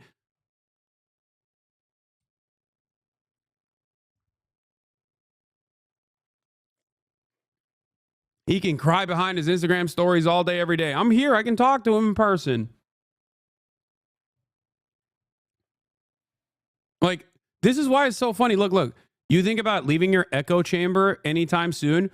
You wrote that while I was in the process of saying, I'm willing to talk to Ethan Klein in person. He's the one who's avoiding me. Like, how funny. I don't think you know how words work. You know what I mean? I don't think you understand the language that I'm speaking.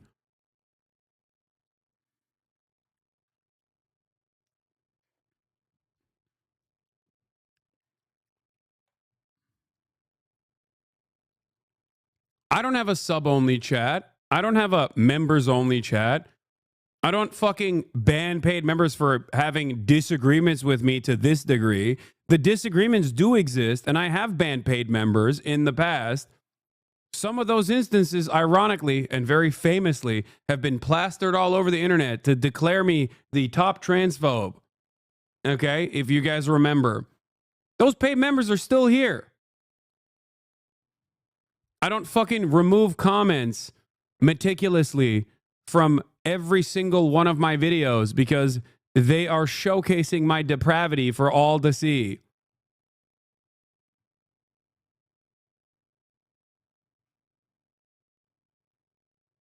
You won't talk to you on stream because you can't erase the last 30 seconds of your stream like he can with his?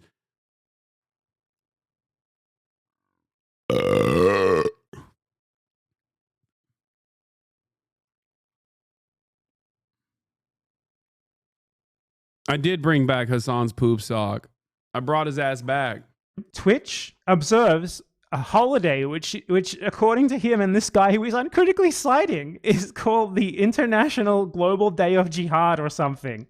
Just watch. Israeli and American media started to pick up the story, which finally forced Twitch to respond. He also explains the block started on October 13th, which happens to be Global Jihad Day, when Islamic terrorists call on others globally to act, which he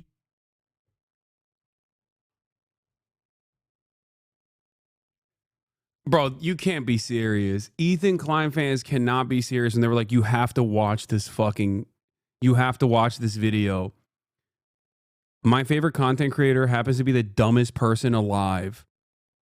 My favorite content creator happens to be the biggest moron of all time.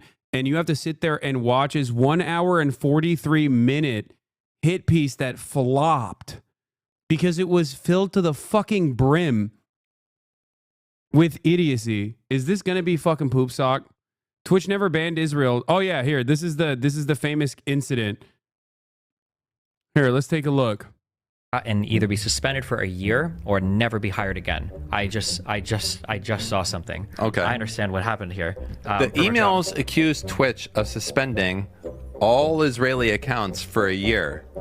A claim the company debunked. Yeah, go back. Do you see what she did? Well, like that would be an egregious. That's like journalistic malpractice. That's a fabricated quote. I don't understand how this happens though. Like how does someone keep their job after doing this type of shit? Because like the thing is, I sent this to the editor and I said this was incorrect and that I've never said this. Okay. You're sure that your emails don't have the? Yeah. Again. tens of thousands, almost 100,000 emails were sent, okay, to every single fucking marketing company that was working with Twitch, to every single brand that was buying ads on Twitch. Why do they do this? Because I don't have fucking individual sponsors that they could go after. So they were like, fuck it, we'll just take down Twitch. That weirdo right here openly said, I'm doing this because this fucking sex pest and serial harasser and doxer, okay, and his fucking rabid community of sycophants are not getting unbanned on Twitch while Hasan is still dominating the airwaves on Twitch. They openly admitted it. He said he didn't give a fuck about any of this shit. He has said anti-Semitic shit. They both have said unimaginably anti-Semitic shit.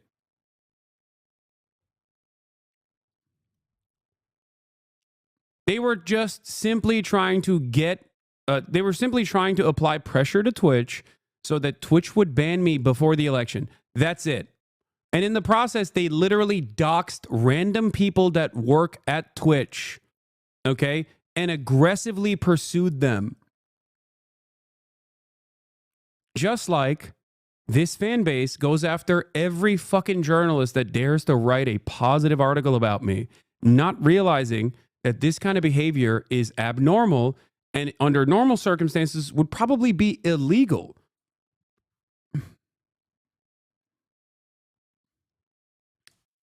All they got in this process was for me to be shadow banned by Twitch.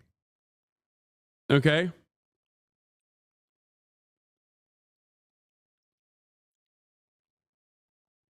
All they got in this process was for me to get shadow banned on Twitch. So on the day of the election, the only account that fucking popped up was Asmongold's account.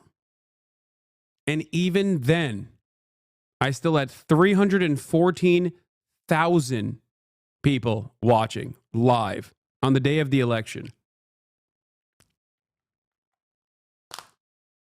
As in 300,000 plus people either were already subscribed or were already watching and were already following. So I showed up on their fucking list, their follower list, or they directly put in twitch.tv/HASANABI to arrive at my page. So they fucking failed even in that regard. And Ethan Klein was pursuing this. And he was pursuing this with all of the fucking lies that these two morons were spreading. Yes. You sure? Yes.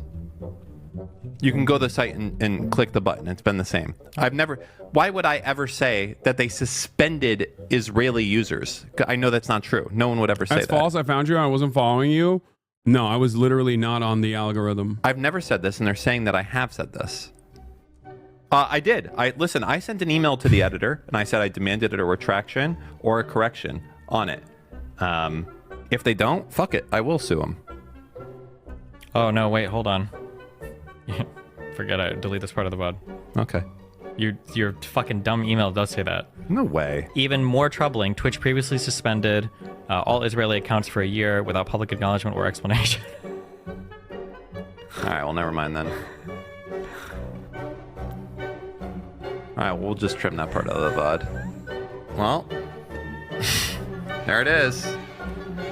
Even more troubling, Twitch previously suspended all his... They sent these out to every fucking advertiser.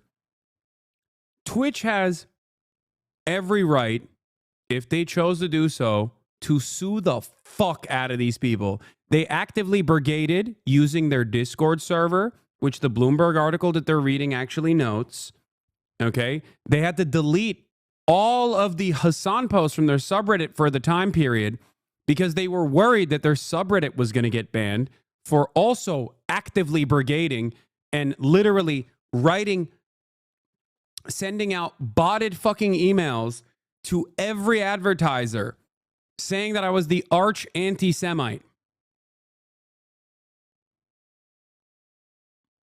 They're already posting the socials of the Slate hosts on Reddit. Yeah, I don't think these guys understand. You cannot behave like a cyber terrorist like this, okay? Inevitably, you're going to piss off the wrong people.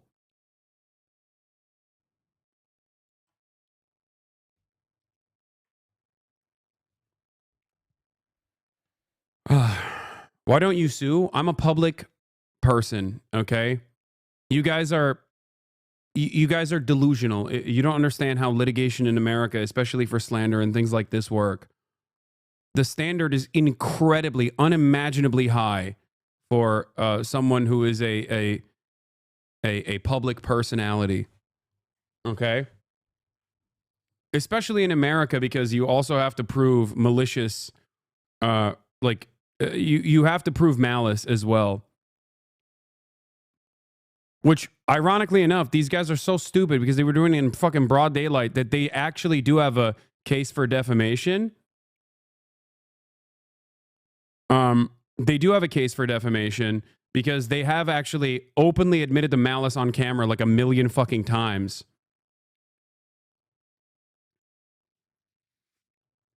What is this? You spooked Ethan live? Let me just out of context would be to talk to me face to face instead of just watching me on a 30-second delay on your stream. Wait, that's what I'm... Wait. How does he know I'm watching already?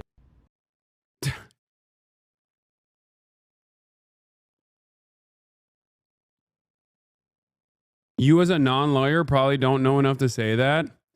No, man, you have to prove intent. Like you have to prove that this person is willingly and knowingly misrepresenting the truth. And then also on top of that, you have to show damages. It's a very complicated process. And the standards are unimaginably high for a public person. Okay? I'm not interested in engaging in litigation anyway.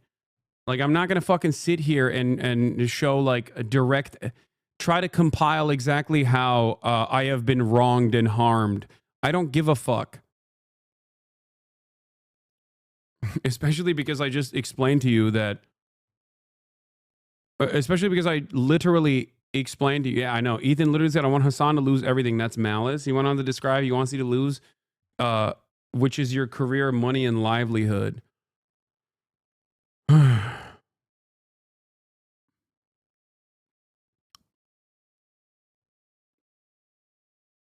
Yeah. Also, I do think it's kind of loser shit. I mean, I haven't done it to fucking Sex Pestiny.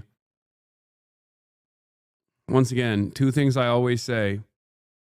Judge me by my enemies, and history will vindicate me, okay? I think a lot of these people end up fucking themselves over because all of that bad, toxic vibes, all of those awful fucking vibes inevitably end up crumbling the empire you've built for yourself.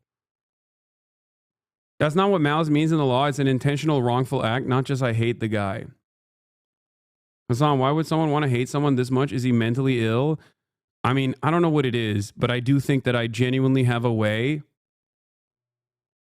I think I genuinely do have a way of making people fucking terrified, or I mean, making people completely unhinged. What is this?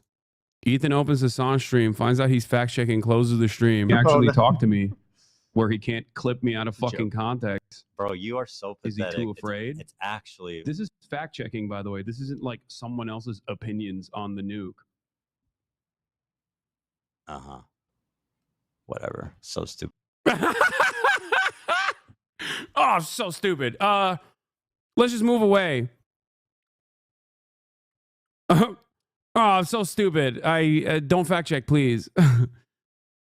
Yeah. God forbid you show in real time any number of different lies that you told to your audience about Israel's history. Okay. Not even just like me out of context or anything like that, but just lies you've told about Israel, Israeli history in general. Oh no. They might accidentally fucking learn something. They might accidentally learn the truth. Oh, how far the mighty have fallen from doing this to fucking Steven Crowder to basically becoming the Steven Crowder.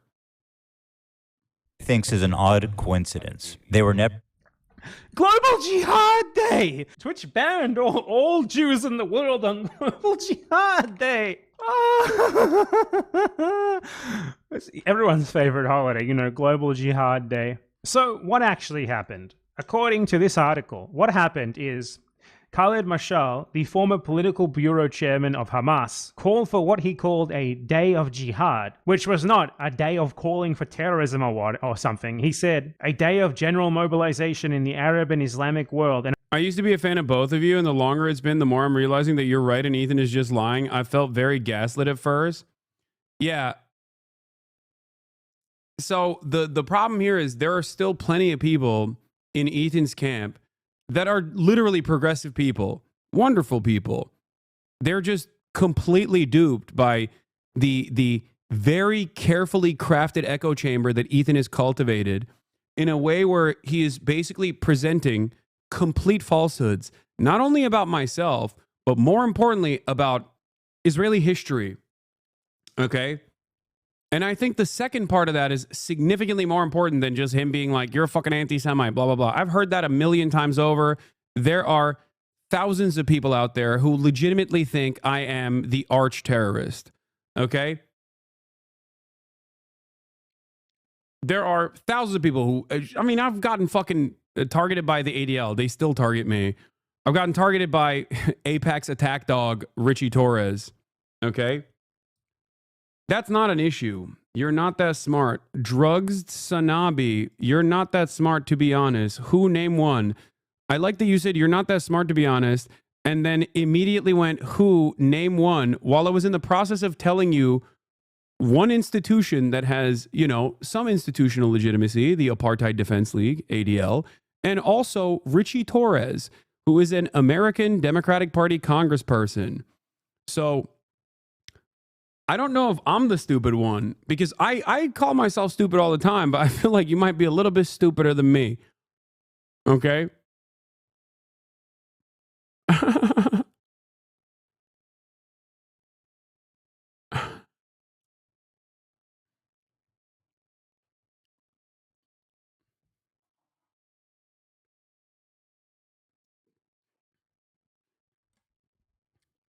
Oh, who could forget that random fucking psycho living in Long Island? My brother's an H3 fan and he doesn't like you. I don't think his politics are bad. I just think he's annoying. And even he knows something is up. Every time he talks about you, he knows something is missing in this conversation. At least a small part of it is that me, his sister, wouldn't be watching you if what Ethan said was true. Yeah.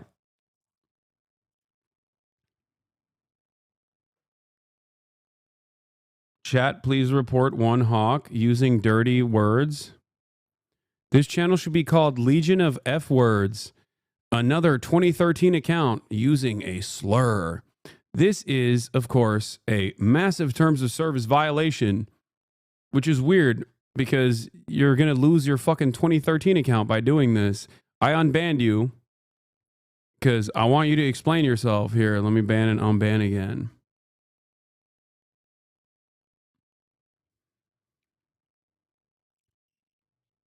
Oh shit, hold on. And among the free people of the world, a day to rally support, off-raid, and participate actively. It is a day to demonstrate our love for Palestine, Jerusalem, and Al-Aqsa. He also appealed for donations to assist Gaza, which was currently experiencing an Israeli military incursion. Now, this was spun by far-right Zionist genocidal conspiracy theorists into being like a yearly holiday in which Global Jihad Day is celebrated and which like everyone does terrorist attacks to celebrate it or something. And this conspiracy theory took the words of someone calling for protests, pro-Palestine protests, and they spun that into being like a global day. Kaya was crying and clawing at the door because I think she needed to go out and poop. Day of jihad, a phrase that he did not use, and then this led to real life attacks and threats against Muslims, and then this led to this Zionist idiot who Ethan Klein just uncritically cites, claiming that there exists the global day of jihad that Twitch apparently. I can't believe he put Global Day of Jihad on there. That's crazy. Like that I didn't even know he did that.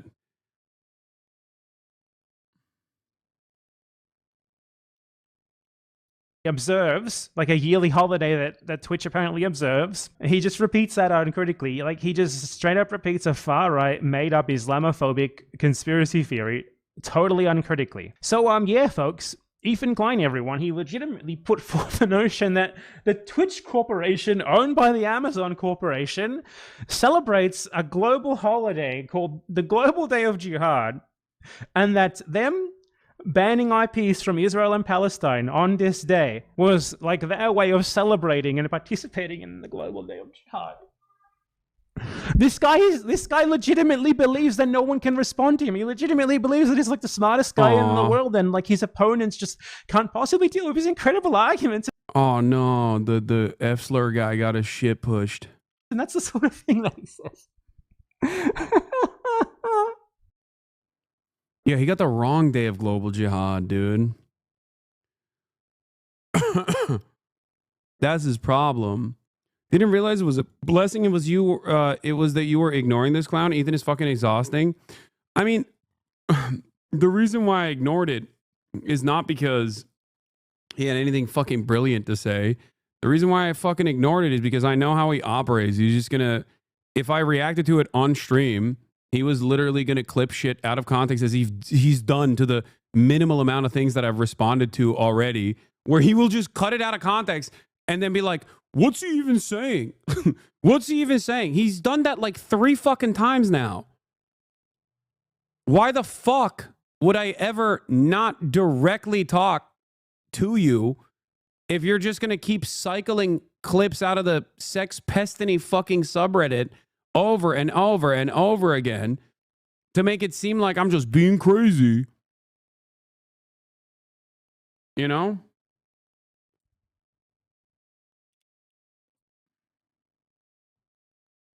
You seem most pissed the general public doesn't agree with him at all.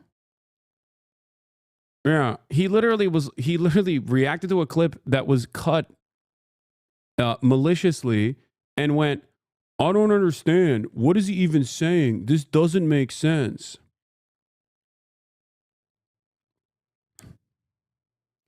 Anyway, ultimately, I think his audience is fucking getting annoyed with this shit anyway. Like, that's why they're leaving in droves.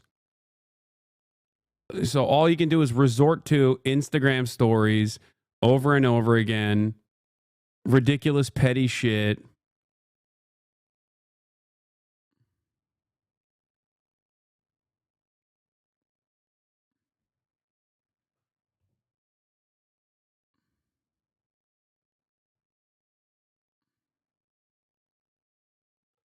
I just don't think that...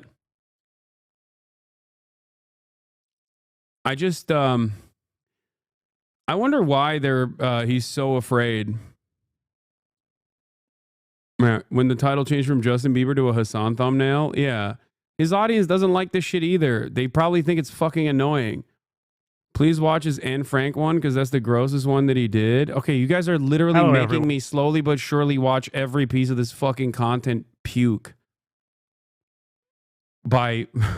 making me watch different BadEmpanada videos of him covering it. And I'd just like to go over another ridiculous talking point from Ethan Klein's content puke. Haha, I'm very funny, aren't I? Oh. What started the hate with you and him? I don't hate Ethan, even after all this shit. I don't.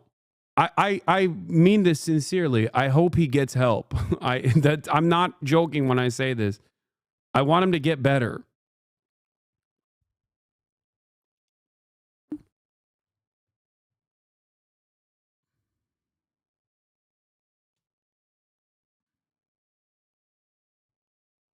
Why doesn't he just leave you alone? Hurt ego paired up with an inability to recognize that like his own community turned on him because of his positions on Israel, and also because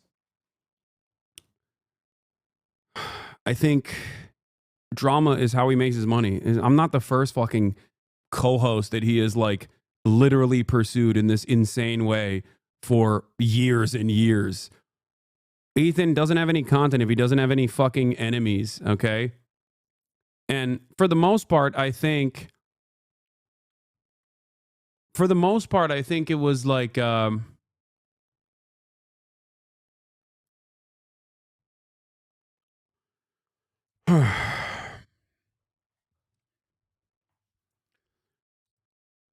Usually a lot of his villains in his universe were objectively bad people. You're also discrediting that his wife probably dislikes you more and is pushing him to do this.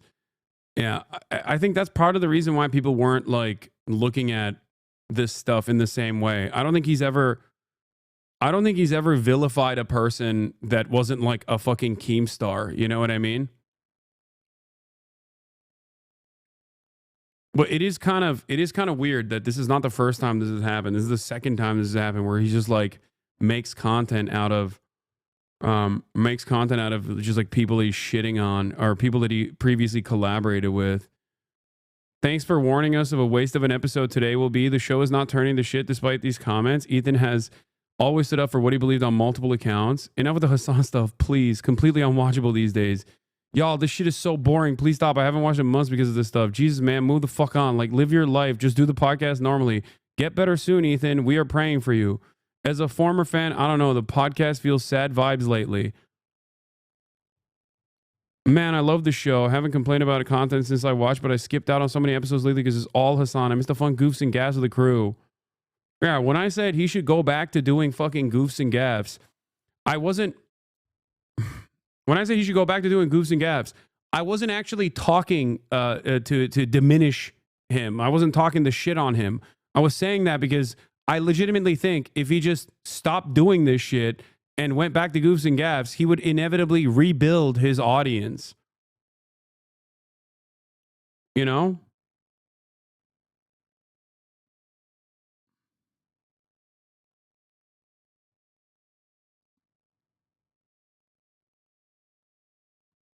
And it's funny because like all the stuff that he did to Ryan Kavanaugh, he has basically become Ryan Kavanaugh. That's what's so wild about it. And what's extra wild is that his audience doesn't realize that he has literally become the Ryan Kavanaugh of this equation. And I didn't even do anything for him to get to this point. Who's Ryan Kavanaugh? He's like, also, what is this fucking photoshopping, dude? I know Cam would have never done some shit like this. That is crazy. Ryan Kavanaugh, some fucking super wealthy guy that Ethan hated.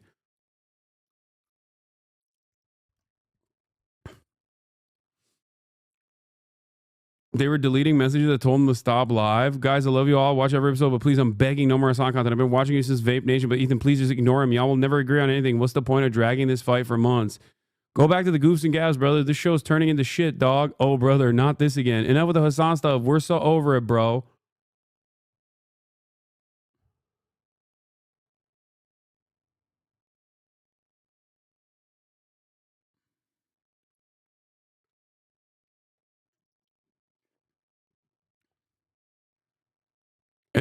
This shit is so embarrassing. At some point, production has to see that this is going to hurt their livelihoods down the line if Ethan keeps rehashing this shit.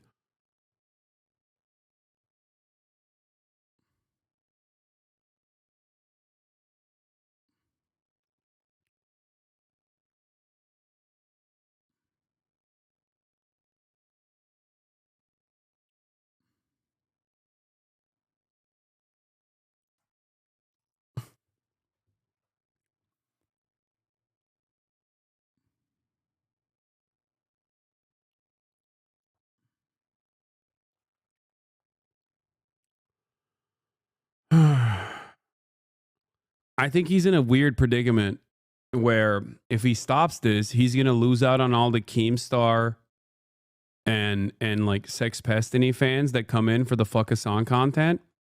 Okay, if he does anything else, because he's like already hemorrhaged a lot of his base of support, he's gonna experience even more loss.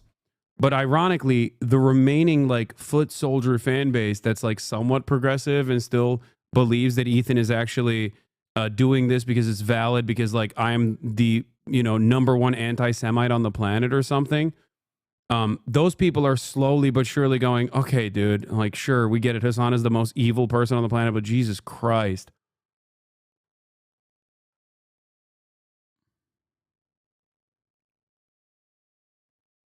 And it's a predictable situation. If I were to unironically spend this much time on Ethan, if I were to spend this much time, as much time as Ethan has spent on me, if I were to fuck my life up and spend every waking moment watching, you know, the million different fucking Ethan Klein videos that exists out there, rehashing all the shit that he's done throughout many, many years in the least charitable way possible. Yeah, initially, I think I would probably get a bunch of people who fucking despise him. There are a lot of them online. There are a lot of people who despise me online as well. They would come in to the audience. But if I were to repeat that over and over again for a fucking year, okay? If I were to repeat that over and over again for a fucking year, the adults in my community would probably be like, what the fuck? Dude, shut the fuck up about Ethan. Who gives a shit, dude? You're a goddamn political commentator. And for Ethan, it's like, he's supposed to be a comedian, no? Am I crazy? I thought that's what he was.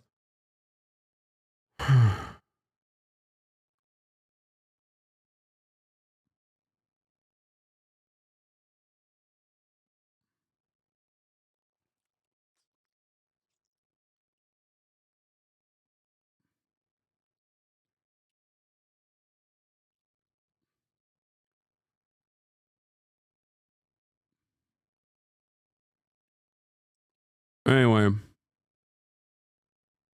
Yeah, people would unironically leave after like the 8th time I did it.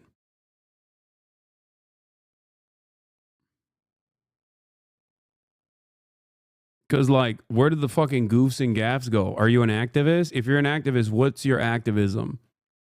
What? Attacking a fucking progressive content creator when there's a sea of fascists out there hyper-focusing every waking moment on this dude because he correctly pointed out that Israel's an apartheid state and currently doing a fucking genocide? What an insane thing to try to maintain your position as a progressive, or even more laughably, as a as a pro-Palestinian content creator, and doing that this whole time.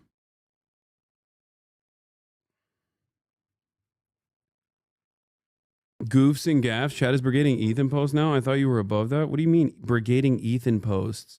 These are from 4 fucking hours ago, dumbass. Like, this person doesn't even follow me. None of these people follow me. This person might.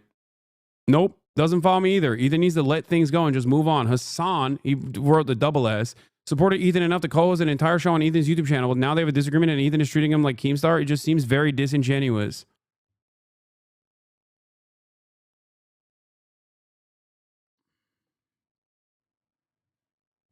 Those are just his fans. Just like initially, I think Ethan pushed a lot of his fans into this community because they were like, what the fuck are you doing with this Israel shit? Like, the way that he was talking about Israel, was not meeting the standards that his progressive audience had. I've never watched Leftovers. I deadass thought Ethan did like celebrity content and stuff like that. Yeah. He did. He used to. And then he did politics for a little bit. And then he was like, I'm not going to do this. I'm not cut out for this. And then he thought, no, actually, I am cut out for this, but only from the perspective of saying Hasan sucks. That's his only politics, is just like actively spitting out whatever the fuck he gets from the Sex Pestiny subreddit.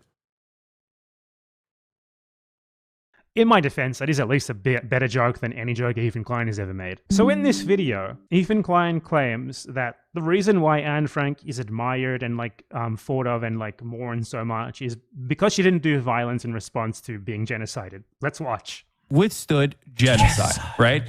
Like he is a person whose only experience is like, it's literally like talking to fucking Anne Frank, basically. Okay, being able to talk to Anne Frank in real time. To quote Anne Frank, I keep my ideals because in spite of everything, I still believe that people are really good at heart. Anne Frank... I'd just like to be clear, Anne Frank is wrong there. The Nazis who massacred her and her family were not good at heart. Continues to inspire generations of people because in the face of a genocide that eventually took her... That's crazy, dude. What do you mean? You like... He was making fun of your hoof shoes. That was the most valid shit I've heard only. Okay. First of all, Margiela tabbies, that's wearable art. Okay. And her entire family's life, except for her dad. She refused to give in to hate, malice, and violence. And then there's this guy. So I want to be very clear here that what Ethan Klein is implying there is that what is like important about Anne Frank's story is not that she was like this little. We didn't leave on a bad note. I was actually a fan of Leftovers, and as someone who stopped watching Ethan's content after it ended, I didn't even think you guys had left on that bad of a note. No, we didn't. This shit popped off like a year later because I think he never gave up on basically talking about Israel every now and then whenever like shit was popping off. And his audience, every time he talked about it, would understandably push back and be like, what the fuck are you saying, dude? So I even defended him for the fucking next like couple of months where I was like, guys, I don't care about what Ethan is saying. People would bring up some insane shit that he was saying all the time. And I was like, I don't care. I don't give a fuck about what he has to say. There's, more important things to cover. And also that like, I kept saying, and now I know, boy, was I wrong. I kept saying that Ethan is pro-Palestine. He's pro-Palestine. He's pro-Palestine. He's not your enemy. He's not your enemy. He's not your enemy. He's not your enemy. Okay? And I was fucking wrong. Okay? I'm willing to admit that. I didn't know how much his opinion had changed, or rather, maybe he always had this opinion and maybe I didn't understand it or didn't want to see it. Okay? Ironically enough, that's what Ethan says about my socialism, which was never fucking sheltered. Okay?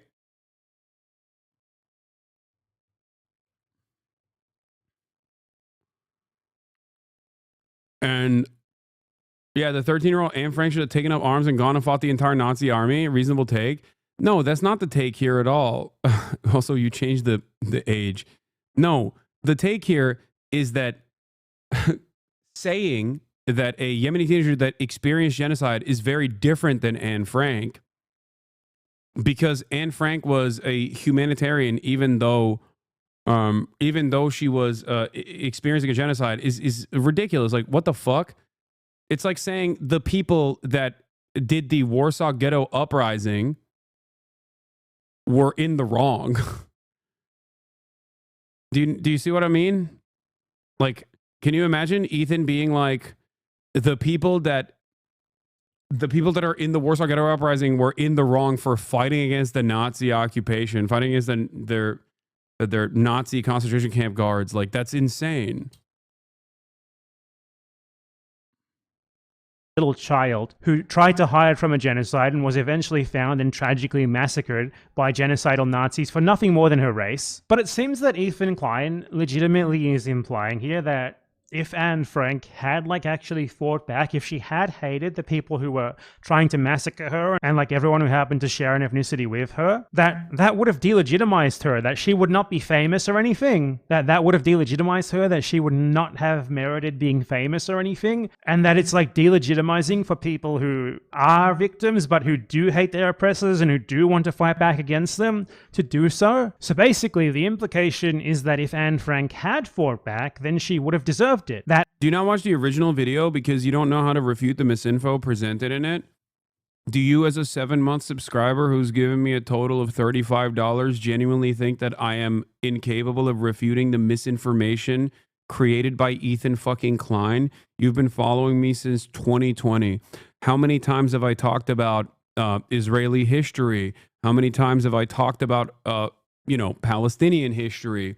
How many times have I actually pulled in academics to directly refute all of these fucking things that Ethan Klein is bringing up in his goddamn content puke? No, I think you can. That's why I want you to. Yeah, well, the reason why I didn't do it deliberately is because, do you not watch the original video? Because you can, what? Good Epstein video by Willie Mack. Ew, dude.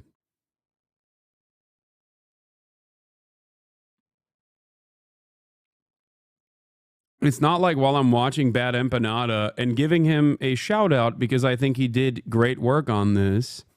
I'm not refuting in real time what the many different instances of misinformation Ethan has presented.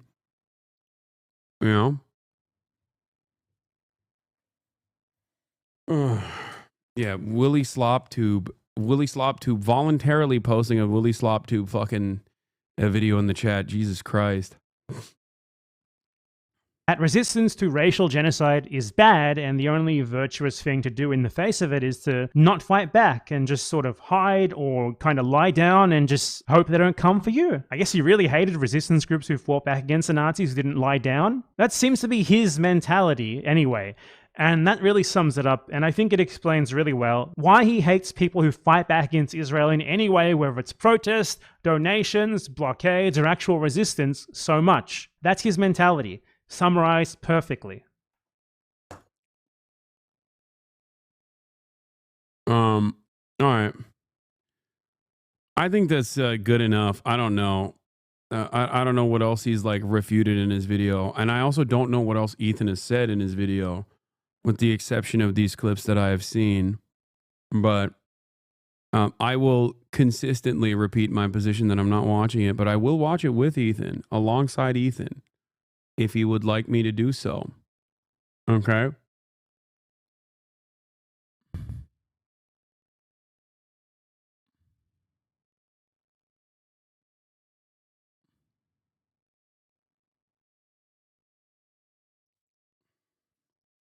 Watch the bombing. Why not just use your own brain to comment on the video? I did. And not only did I... Wait. He didn't defend Israel at every turn. He just wanted a shred of empathy from Hasan to understand why people in Israel will feel the way they do. I know why people in Israel feel the way that they do. I've also had Israelis on this broadcast numerous times. I'm about to have... I don't want to leak it, okay? So I'm not going to say anything.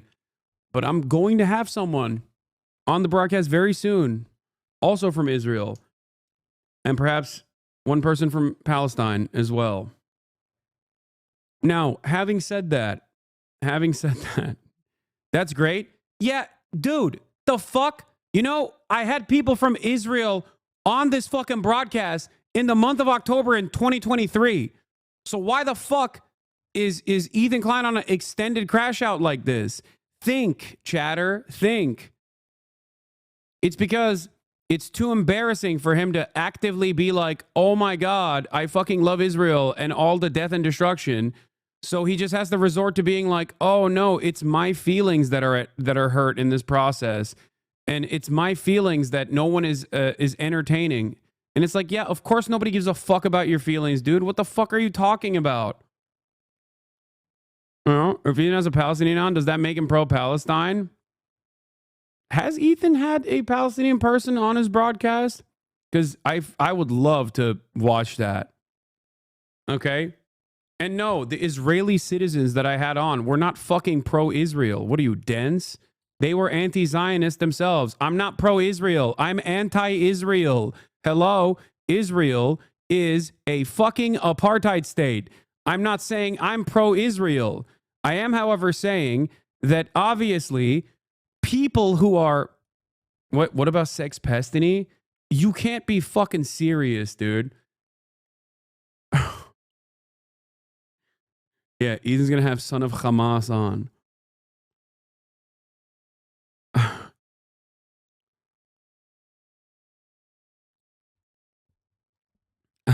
He has talked to both sides. Yeah, you all... I like that you already know he's done sex crimes, okay? And you're still using him as a talking point here. You're like, what about my favorite content creator who is a fucking sex pest? Like, you should be a little bit more embarrassed than to bring this up. Yeah.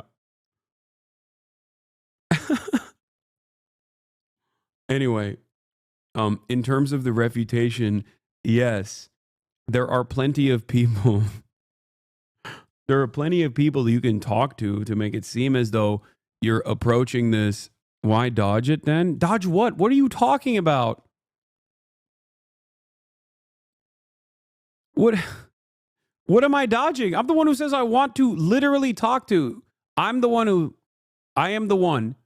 who is saying I want to talk to Ethan. He's the one who is running away because he cannot fucking take any pushback whatsoever because Ethan is a fucking coward. The only people that he can get highs off of is dunking on random TikTok kids that are super fucking dumb, okay, or just pearly things. And when he actually talks to a person who is knowledgeable on the issues that he wants to debate on, he looks like a fucking fool. Even when that person was his friend and tried to very gently explain to him what was up. That led to an extended crash out over the course of an entire fucking year. Just say he's pro-Palestine? No, I'm not going to say he's pro-Palestine. Okay? You in like 30 seconds went to a TikTok stream to brainwash them? Yes, dude. Yes. Dean and Parker and all of these fucking people are actually just dumbasses, right? They're so easily brainwashed. Come on, dog. You really think so? I'm not talking about people like Dean, dumbass. I'm talking about that one random fucking TikToker that he had on that he was shitting on. Or the Nexium sex cult guy. Or just pearly things. Okay? If you want me to watch the H3 nuke, I said I would do it alongside Ethan. By the way, Hasanabi, the one Palestinian he had on was that insane Sneeko fan you met at the encampments. Oh, that fucking freak. Ugh. Yeah. That he also literally said was a fan of mine when the dude himself didn't know who the fuck I was and realized I had clout. So he acted like he was a fan and then called me the F slur like literally a month ago. Yeah, real fan that guy was.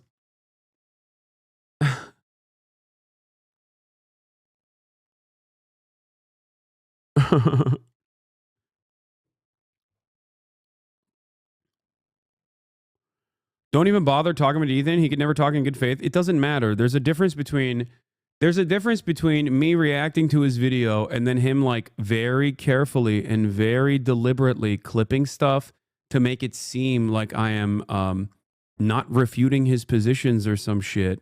Okay? Which he has done 3 times now. And if you want to count today, 4 times as a matter of fact.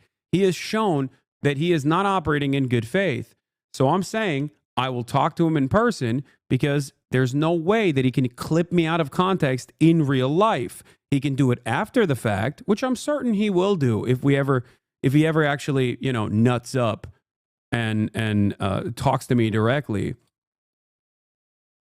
Yeah. He just wants to make more money. I didn't hear that, but that sounds good. Yeah, you don't hear a lot of anything because you fucking watch clips, you dumb fuck.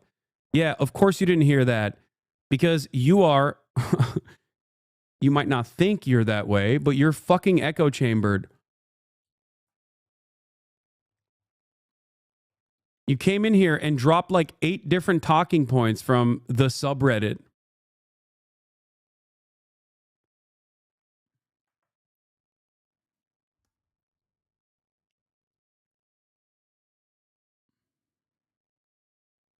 He said, maybe at this point I'll talk to him just to debate why he isn't watching the video.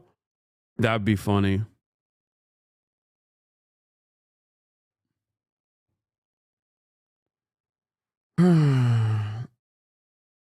Ethan said today he shouldn't have to defend his argument. That's why you have to watch it. What? That's an insane statement.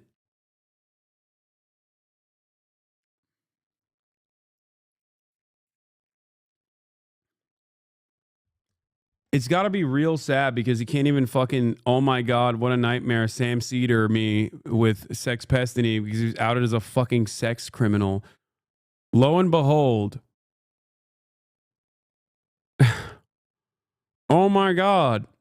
The chatter in my chat is a frequent user of the r/Destiny subreddit and also the H3H3 production subreddit. And lo and behold, also the Asmongold subreddit. The 3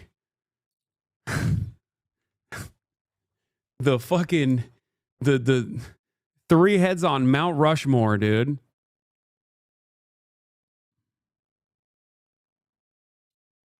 The trifecta, the triple Monty. It's weird because it's like for a lot of these people, they're on paper not aligned on politics at all. So how the fuck are they so aligned on one thing? And that is hating my ass, okay? Perhaps it has nothing to do with politics at all and everything to do with you advancing the cause of your own favorite parasocial daddy. What is this? Oh, this is from DGG. They're also in DGG watching right now as well, which makes it even funnier.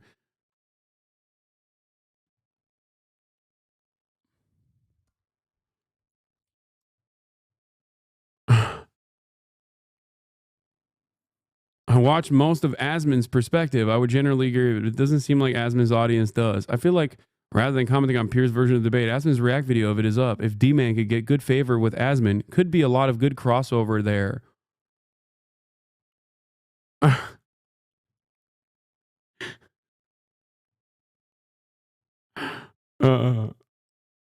Anyway.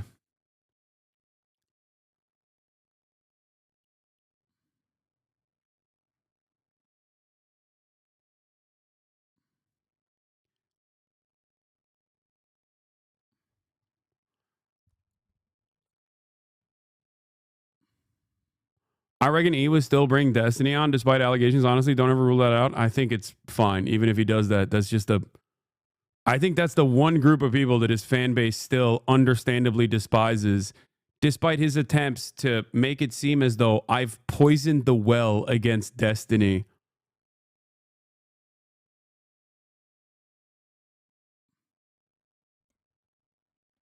What? Please watch the 4th video on the playlist. Hello, it's me, Minecraft Steve, and welcome to another episode of Ethan Klein's Content Nuke being dissected, quickly and succinctly, on specific points that he tried to make within it. So this time we're going to be going over Ethan Klein's incredibly compelling evidence that he was pro-Palestine, which he mentioned in the video. As you saw in the previous video, Ethan Klein was very much against a blockade against Israel and its allies in order to stop shipping that was associated with them and put pressure on them to force them to stop doing genocide. In the rest of his video, he also revealed that he is vehemently against pretty much every single resistance action against Israel. He very clearly believes that it's wrong for anyone to militarily fight back against Israel in any context, whether they are Palestinian or some other country standing up for Palestinians. But there was one thing that he seemed to endorse, and that was charity, because he brought up the fact that he had made a donation to a Palestinian charity as pretty much the only evidence that he had of him supposedly being pro-Palestine. This is the last video I'm going to watch on this. Ironically, I clicked on this because I wanted to hear what his opinion on the war on Ukraine was. And then we sidestepped into this fucking massive black hole of whereas everything Ethan else content. seems to point to the opposite. He was very proud of this, and he genuinely seemed to believe that mentioning this was evidence of him being pro-Palestinian. You know, a millionaire like him throwing $6,500 at something, which for him is nothing at all. We're supposed to just believe that's a huge deal that proves his goodness in spite of all of the Zionist propaganda that he's doing. And I think probably the best part about this is that he says it immediately after he frames like Zionist fears and painting of Palestinians as a like evil demographic threat in their own homeland. He does that, and then he immediately moves on to talking about how pro-Palestinian he is. It's absolutely crazy. Israel as a Jewish state, and considering the historical context of Jews being pogromed from Arab countries, is it really that crazy for them to not feel safe as an ethnic minority? Is it really crazy for us to keep out our genocided colonized victims? And then he moves so fluidly from this into just framing himself as a Palestinian ally because he made a donation. A little bit. And that's pretty much the entirety of our disagreement. Despite what you've read on TikTok and Twitter, our disagreement was just this. He's pro-Palestine, but he also understands why Israel has reasonable demographic concerns. Israel has reasonable fears of the scary Arabs that have wronged them consistently. Okay? Consistently. Please don't look into the history. Please. Please don't look into the fact that I personally said 1 million Jews were forcibly expelled from other Arab nations, not Palestinian, other Arab nations, okay? Even though that part of the story is also not completely correct, and made it seem as though that was worse than the fucking Nakba. That is psychotic. donated $6,500 to a Palestinian charity after the war started. Hey, Ethan Klein, thank you for the dono. Ethan Klein gave $6,500. My goat. Thank you, Ethan. Okay, he donated $6,500. So let's see what Ethan actually thinks about donations. Much bigger donations, in fact. Creators for Palestine raised $1.6 million. That's fantastic. Literally negligible. They've received billions of fucking dollars. It's a good thing. Has $1.6 million had an outcome on anything happening in Gaza? Absolutely fucking not. Has it helped people? Sure. Has it helped fucking the actual, like, movement? No. Like, what the fuck? Wait.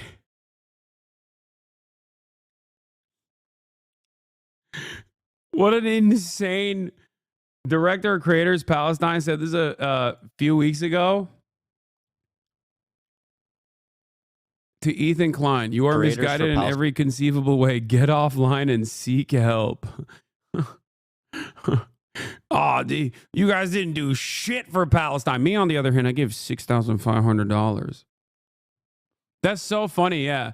Where are all the chatters now who are like, why won't you say Ethan is pro-Palestinian? I don't know, because I don't want to fucking lie to my audience, dude. What the fuck? raise money. That's good. That's the easiest fucking thing you can do is just give money, right? Good. Let's talk about real activism. Let's talk about enacting meaningful change. Total fucking failures. And to address your point. So $6,500 proves that he is a virtuous pro-Palestinian saint. $1.6 million, negligible, nothing, does nothing at all, totally useless to the movement. And don't forget he tweeted once too, very important. Yeah, also, he tweeted a lot more before he had to fucking shut off his Twitter account because he was tweeting about how, gay Iranian sex workers who are pro-Palestinian would be fucking murdered by Hamas. They would throw you off of a roof. Hamas would throw you off of a roof. I'm pro-Palestine. If you're asking, well, what is it that Ethan Klein thinks is actually useful to the movement? Yeah. Monetary support for Palestinian aid groups that are working on the ground, not real pro-Palestinian activism. Okay?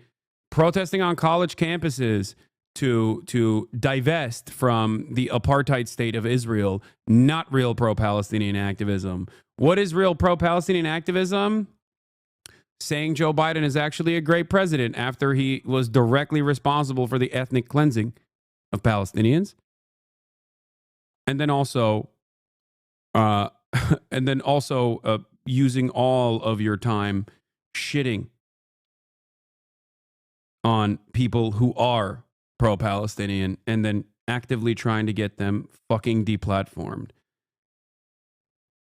This is how you do pro-Palestine. Well, he's against everything else as well. He's against literally everything. He thinks actual meaningful action, such as blockading Israeli and allied ships in order to put actual material pressure on them. Oh yeah, is I wrong. forgot. That's terrorism. Yeah, that's right. Doing a blockade on the Red Sea in order to cripple Israel economically as it continues doing its genocide is terrorism and completely unacceptable. He thinks fighting back against Israel, whether you are Palestinian, Iranian, Lebanese, literally anyone, he thinks that's wrong as well. In fact, he even argued. He argued in this video that wanting to blockade Israel, to put pressure on Israel and its population, to force the government to stop doing genocide in Gaza, he argued that's the same as supporting the Holocaust. Look, I'm not kidding. I know it sounds unbelievable. I know it sounds like I'm making it up. But he literally goes from Hasan Piker, like, talking about how the intention of the blockade is to put pressure on Israel to cause discontent among the population so they stop doing genocide, they leave Israel or some stuff like that because they can't get their frivolous little treats anymore like their Amazon Prime deliveries. And Ethan Klein's reaction is to straight up say, oh, you want them to be in death camps, don't you? That's what you're saying. It's like a hostile... They're streaming this? Yeah. They're flexing. What? And they're coming in hot with guns. Yeah, but you have to understand, this is a deterrence. Israeli society is going to start getting upset. They're going to be like, I can't get my treats. I can't get my Amazon Prime deliveries. What the fuck is going on? I hate this. Israel sucks. I'm leaving Israel. That's the goal. I find it disturbing that Hasan thinks that a slowdown of imports is going to cause Jews to flee Israel. He says Jews. Like, he's so excited to say the word Jews every time. 80% of Israelis were born there and do not have citizenship anywhere else. So where do you want them to go, Hasan? Back to Poland or back? By the way, unironically, a thing that I've never said, a thing that I've never advocated for, and something that BadEmpanada probably disagrees with me on. That is like the entire point of why I'm an advocate for the one state solution. So he's just like making shit up, and he knows that that's not my position. Okay, he knows that that is not my position at all because I've had this conversation with him. I've directly had this conversation with him about why I believe a one state solution. Okay. Flexing. You're saying Greece or some pressure like that because they can't get their frivolous little treats anymore like their Amazon Prime deliveries. And Ethan Klein's reaction is to straight up say, oh, you want them to be in death camps, don't you? That's what you're saying. This is like a hostile. They're streaming this? Yeah. Yeah. They're flexing. What? And they're coming in hot with guns. Yeah, but you have to understand, this is a deterrence. Israeli society is going to start getting upset. They're going to be like, I can't get my treats. I can't get my Amazon Prime deliveries. What the fuck is going on? I hate this. Israel sucks. I'm leaving Israel. That's the goal. I find it disturbing that Hasan thinks that a slowdown of imports is going to cause Jews to flee Israel. He says Jews. First of all, that did happen. That literally did happen. That straight up happened. Yes. When you are adjusted to a life of privilege and those treats are taken away from you, that has an economic impact. Okay. And when that has an economic impact born out of this blockade and the economic pressure created by this blockade, which is, by the way, infinitely painless in comparison to a fucking literal genocide. Okay. Remember that. Then, yeah, you actually cause pressure on the country to change trajectory. Jews, like he's so excited to say the word Jews every time. 80% of Israelis were born there and do not have citizenship anywhere else. So where do you want them to go, Hasan? Back to Poland or back? Yeah, that's what I meant. Yeah, that's what I said. Shut up. That's so fucking stupid. Bro, oh my God. I forget how stupid the average American is. I feel like the dumbest motherfucker you know. The dumbest motherfucker you know is watching this and going, yeah, this guy is a bad guy. This is a song guy.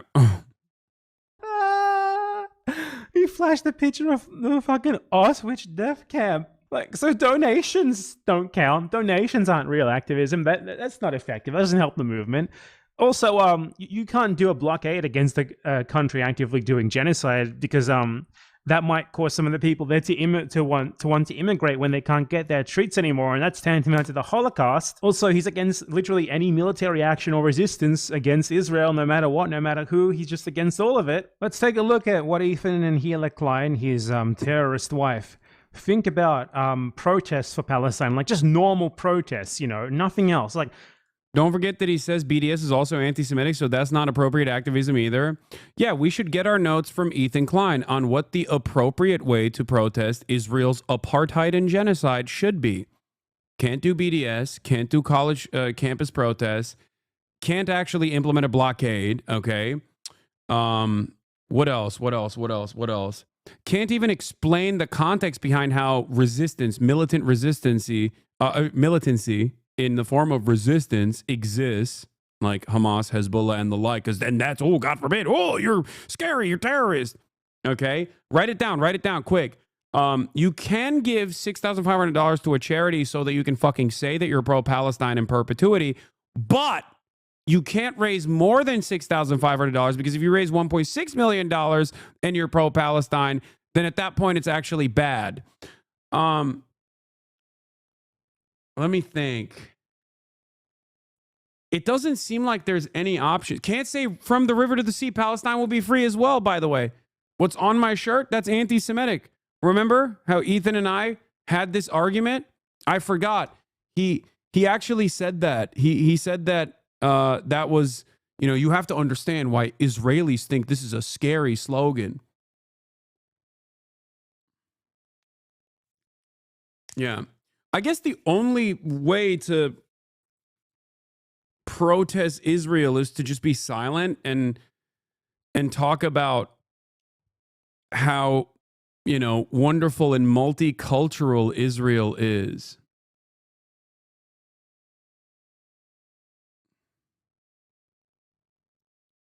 Is that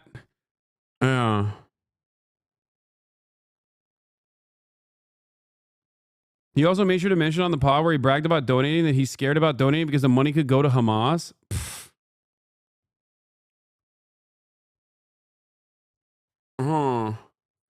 I guess there's not really anything you can do. You just got to send thoughts and prayers to the Palestinians. But hey, what if the thoughts and prayers that you're sending to the Palestinians is going to the wrong Palestinian? Like, what if that Palestinian has had a mean thought about the fucking state that has eviscerated his parents at some point in his life, or definitely blew the school that he used to go to? What if that Palestinian child now has a mean opinion about Israel? Then you can't do that either. Nah, I don't think you can do thoughts and prayers either. I've decided that's also anti-Semitic. Other things that are anti-Semitic is when you have a long and extended crash out and consistently fucking attack a vocal pro-Palestinian advocate alongside virtually every other vocal pro-Palestinian advocate, and then artists that have worked with you previously or worked with your wife previously decide, hey, this is a bridge too far. Completely removed from me. I don't know how this happened. I'm not involved in this process at all. Even that's anti-Semitic. That's got to be anti-Semitic. If you don't work with my wife, you're anti-Semitic. How could this have happened? How could this have happened? I'm so pro-Palestine. Why won't people understand I'm so pro-Palestine? Oh, also, you can't fucking say, oh yeah, I mean, obviously this is this actually the original account? Enjoy your drugs and being a sex worker. Hamas would kill you on the spot. Was this his OG account or was this, am I getting baited? He said something along these lines, but I think this was the OG one. Oh, wait, I forgot. Hold on. Sorry. There's also some other stuff that's anti-Semitic. Being a fallen fan who is at odds with the way you present Israel. That if you go to a different subreddit and like post clips of Ethan Klein in other subreddits, that's also anti-Semitic. You should get doxxed and probably fired from your job.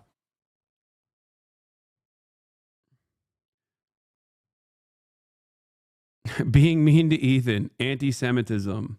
Oh, there was another one. Remember when I personally sent Ethan a text message when he was like a couple months ago? And I was like, listen, it's obvious that you don't respect me, but I know you respect Sam Cedar. I think you should privately talk to Sam Cedar about this stuff. And he also outed that I sent him that text message and then fucking said that that was anti-Semitic. You know, because I said, hey, you can talk to someone who you respect, who also has like life experience that's comparable, okay? Because clearly you don't fucking trust anything I'm saying because I'm a dirty Muslim terror lover, which, oh, fuck, that's right. He compared me to Osama bin Laden playing that game that Sex Pestini's community had made. That's true. Is Sam Jewish? Yes. He said, telling me to talk to another Jew, that's anti-Semitic. That's what he said.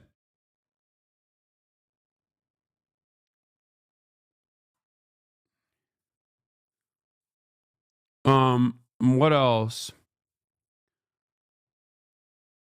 What else?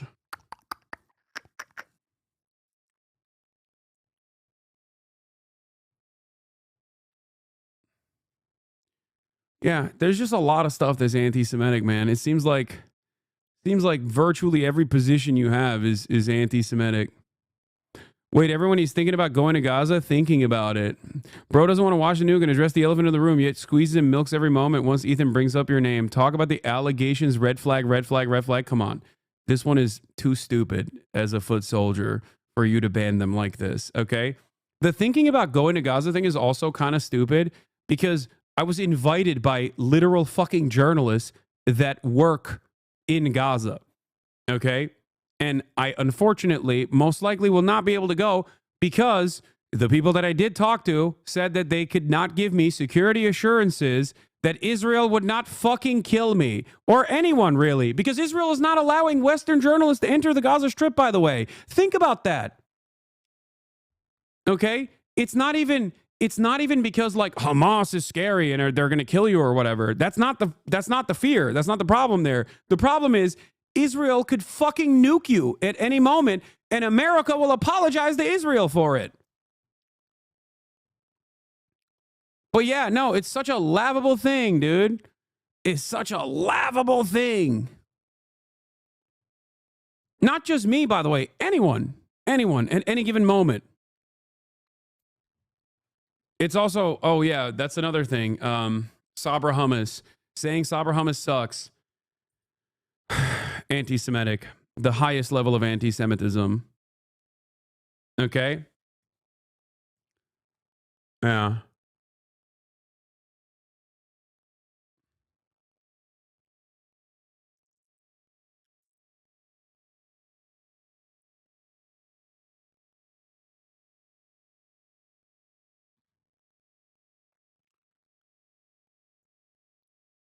Huh. Hasan, you are digging your own grave, aligning with people like Bad Emp. Everyone knows Ethan is not PW brother Botha. What does PW Botha mean? You are not an imprisoned Mandela. As longtime fan, I'm deeply concerned and disappointed by how you are handling the situation. You are cultivating an audience and moving in a direction that you will not come back from. It's okay to admit when you were wrong. Seek therapy, please. I like that things that Ethan's own fan base have told him, Ethan's fan base now is trying to tell me. Brother, Ethan is aligned with Sex Pestiny, who recently got a fucking Daily Mail article written about him.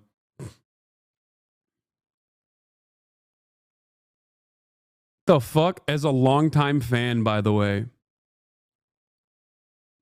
Literally not donating, not actually fighting back against Israeli genocide, not blockading Israeli ships so they can't get the thinking about going to Gaza clip that they keep trying is mostly a soundbite from another YouTube critic who chastised E for going after someone who's literally thinking of going to Gaza. That's a soundbite they all love. It's not even from you. Oh, I don't know. I don't watch the fucking show. And neither do many of his old fans, actually. Yeah, Ethan Klein is currently aligned with Keemstar, Asmongold, virtually all the fucking slop tubers. Some of them have already turned on Ethan because he's like very obviously lost his fucking mind. And who else? Sex Pestiny, the ADL.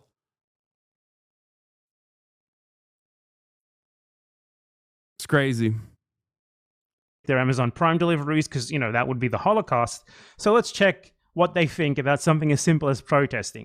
But people who would like to criticize the army and Israel need to understand that it's a daily threat, that something needs to happen about it. It's not like we have... Palestinians are a daily threat. A choice. Do you find it ironic when there's these... When you talk about privilege, let's talk about someone who's going to UC Berkeley, paid by their parents $200,000. You got Myron defending you? No, the fuck he's not, dumbass. Get out of here. The notion that Myron is defending me is so funny because every time he literally, in between calling me the F slur or telling everyone that I'm bought by the Jews, he will literally reply to every single one of my fucking tweets to be like, oh, it's time to admit you're bought by the Jews, or it's time to admit that Jews are the problem. I wonder why I don't fucking voluntarily align myself with Myron in the way that fucking Ethan Klein has aligned himself with the likes of Keemstar, as a matter of fact. Perhaps it's because I despise him and I'm not a fucking anti-Semite. I'm at work, don't bully me. Yeah.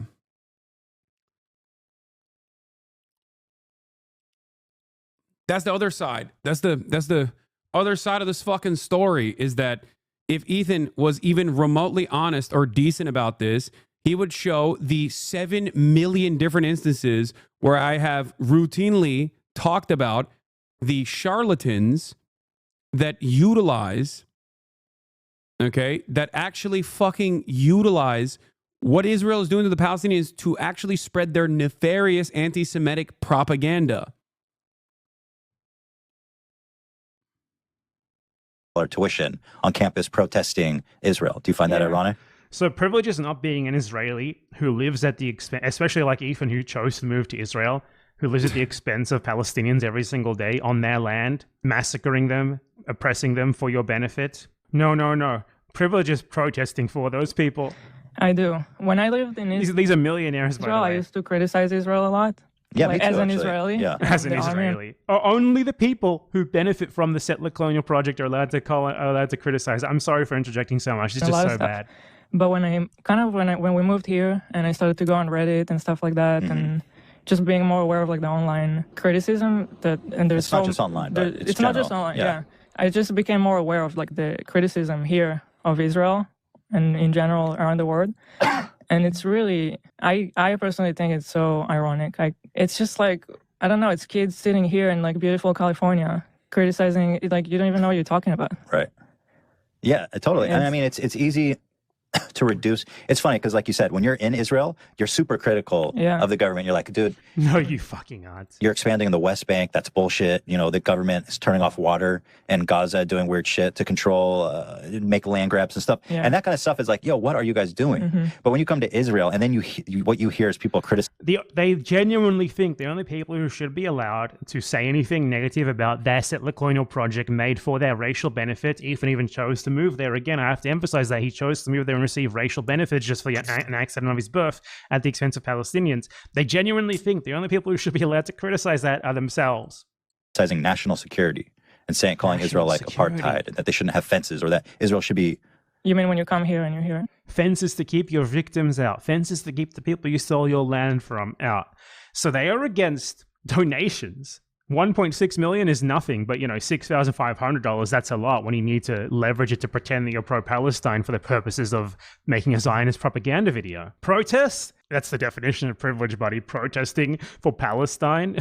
Posting on the internet, criticizing Israel, that's also out. That's also, the definition of privilege, the definition of irony as well. Blockades, that's definitely out. Blockading Israel, boycotting it, sanctioning it, anything like that. That's tantamount to Auschwitz. It's like wanting to put Jews into concentration camps all over again. It's the Holocaust. And you better believe actually fighting back against Israel is even worse. The fighting back against Israel is like 10 Holocausts, basically. Ethan Klein has not seen a single pro-Palestinian act that he supports, but it's especially ironic that the only thing that he has to point to him apparently being pro-Palestinian is a little token donation that he made once being a millionaire, an amount of money that's nothing for him, and then he comes out and belittles others who donated 246 times more than him. So yeah, what else is there to say? Hello. Yeah. If any of his viewers are still here, maybe cap it off with the Boston Marathon video. Or there might be too depressing. No, I'm not going to fucking use that video. That is disgusting. No, the only way you can criticize Israel is by talking about Benjamin Netanyahu being bad. I forgot. That is appropriate. But like not so much. You know what I mean?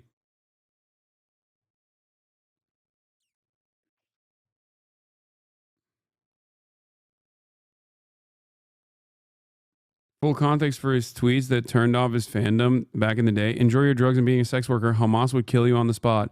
You are a ghoul. Fucking freak. I'm the freak and ghoul, yet here you are, still refusing to criticize Hamas. I haven't killed any children or families or burned anyone alive lately. Who's the freak and the ghoul? Why do you have harsher words for me than Hamas? Was it hard to type that bullshit with one hand jerking off to the thought of queer Muslims being murdered? Bro, what the fuck? I'm fully in your corner. What's wrong? What was I wrong about? This is the revolution you're supporting, right? Just don't go anywhere near Hamas because your life would 100% be in danger. Am I wrong? Genuinely?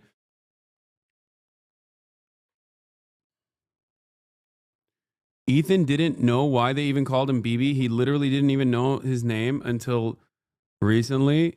Shut up.